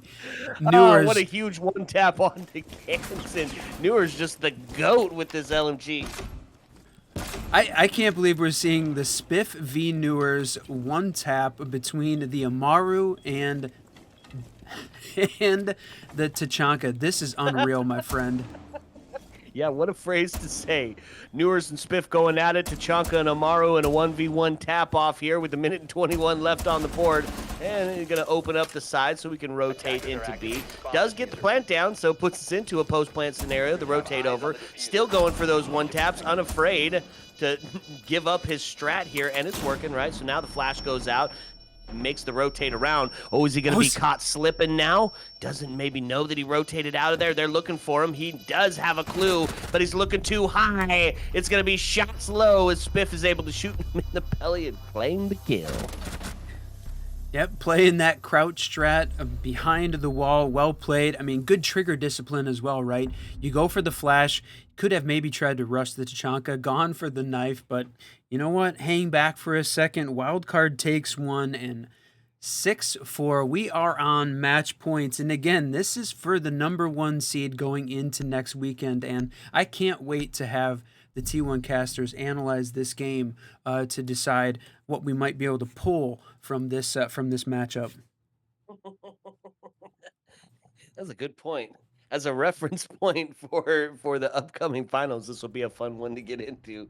That's for sure. Diaz is going to bring the Cav back on the board, get a little spicy with it. Come on, Diaz. You got to bring me an Intero. You got to get one. I got to see you isolate and get that Intero. We're going to check it off the bucket list today. T1 and Taros. I mean, I think the chance is he's going to go for the kills here. But now it's important. Oxygen needs to win to at least send this thing to overtime. Otherwise, we're going to see Wildcard take on Cruelty as the #1 and #4 seed, and then Oxygen and Loyalty as scarce as the 2 and 3. But here's the question. 10 seconds Got left. 2 more rounds. Can they hold on, or are we just going to be treated to, again, 5 seconds another left. round of absolute chaos with no clue who's going to come out ahead? Attackers are moving out. Yeah, my to money's locate on a the bomb and chaos, right? Do bring a couple of the operators that you expect for a basement site. Buck and Ram on the board. Sledge as well. Really maybe going for that strat roulette, open everything type deal. So looks up top, and there's the Cav. Oh! Tries to take a couple of shots, but nobody there. It's Oh, a down! It's a down! Now he's on the No, comms right no, now. no, So no. he's going to interrogate It's me. outside. They're looking for it. Don't get caught. Don't get caught slipping. You know the buddy system's in place. Find this kill and get the Intero. No, he's going to go for the kill instead. He's going to find 2, though, off the back of it. Now into a 5v2. Oxygen looking pretty good, but the Spike are going to push down and take Hat off the board. One still outside as they try to suss out where this Cav's at, and Bay's going to find another kill as Newers goes down. Diaz in a low health situation, but Spiker is as well as they start to open it up. Shots from behind. Bay's going to be able to take Diaz off the board. Now we're into a 2v2. 2 minutes left for potentially Wildcard to come out on top in that #1 spot, and that is Capcan to go down, and they are in their best position to do so No, currently. Oxygen throwing. Yogg, the last alive, needs to find 1 to equalize, and they don't have the diffuser, so couldn't be a push it into plant scenario, and the flash starts to ring out, because they're just going to push straight in. Getting fast and loose with the door was theirs. They're just running back and forth. The one tap heard round the world. Bay's able to finally take him off the board and say good night, sleep tight, and that was one of the greatest games that we have ever watched on the Siege Double Shot. That was so much freaking fun.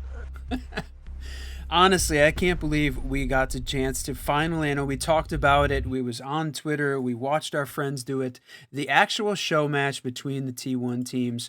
What a great one, my friend. That was awesome. And thank you very much to Wildcard and Oxygen to having some fun with that final game, because the big show is next weekend, obviously, for the finals. But for us community casters, that was it, my friend. That's right. And what a way to go out. I just want to say this one more time out loud. Wildcard and Oxygen, a show match heard around the world, and the Whiskey Boys got to bring it to you. But, you know, that feels like several bucket list items checked off in one freaking go, man. Indeed, it did. I mean, what a play. Now, Wildcard obviously winning that one and having a lot of fun with it, but nothing taken away from that Oxygen team and their incredible record on Clubhouse. That was just a lot of fun. So appreciate that. And this is it, really, the end of the 6 Invitational Last Chance qualifiers here in North America, and for our participation in it. All of the finals are going to be covered on the mainstream by the T1 talent. But over the last 2 days, we have had, I'm thinking, let's see, we're at 17 hours of casting the last 2 days across all of these games, and we managed all of the qualifiers every day up until this point as well. So it has been an absolute honor to work with Ubisoft and Blast as part of the SI Last Chance qualifier casts. It's been awesome, my friend. Yeah, a real dream come true. And also a big thank you to everybody who's hanging out and watching this with us. We wouldn't get the chance to do what we're doing without your love and your support, and it just means the absolute world to us. Thank you for the follows, the subs, the raids, Fresh on the Desk, Jess J Chick. You guys are amazing with bringing us your viewers as well when your stream was over. It's just all around been an incredible experience, and we're really grateful to have all of you along with us for that journey. That's right, and a ton of you stuck with us for that 17 hours of casting. We've had huge numbers, and that means that you guys were watching and being a part of the stream the whole time. That really means a lot to us as well.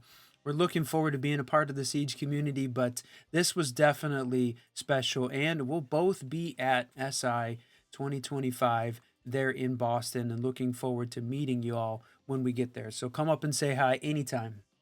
That's right. Okay, so for the last time for the Whiskey Boys and the last chance qualifiers, I must tell you that we have come to the dreaded part of the evening where we must bid you adieu. So as the lights start to dim and the jukebox starts to sing closing time, as always, my friends, you don't have to go home. But you can't stay here. Ayo. Let's go.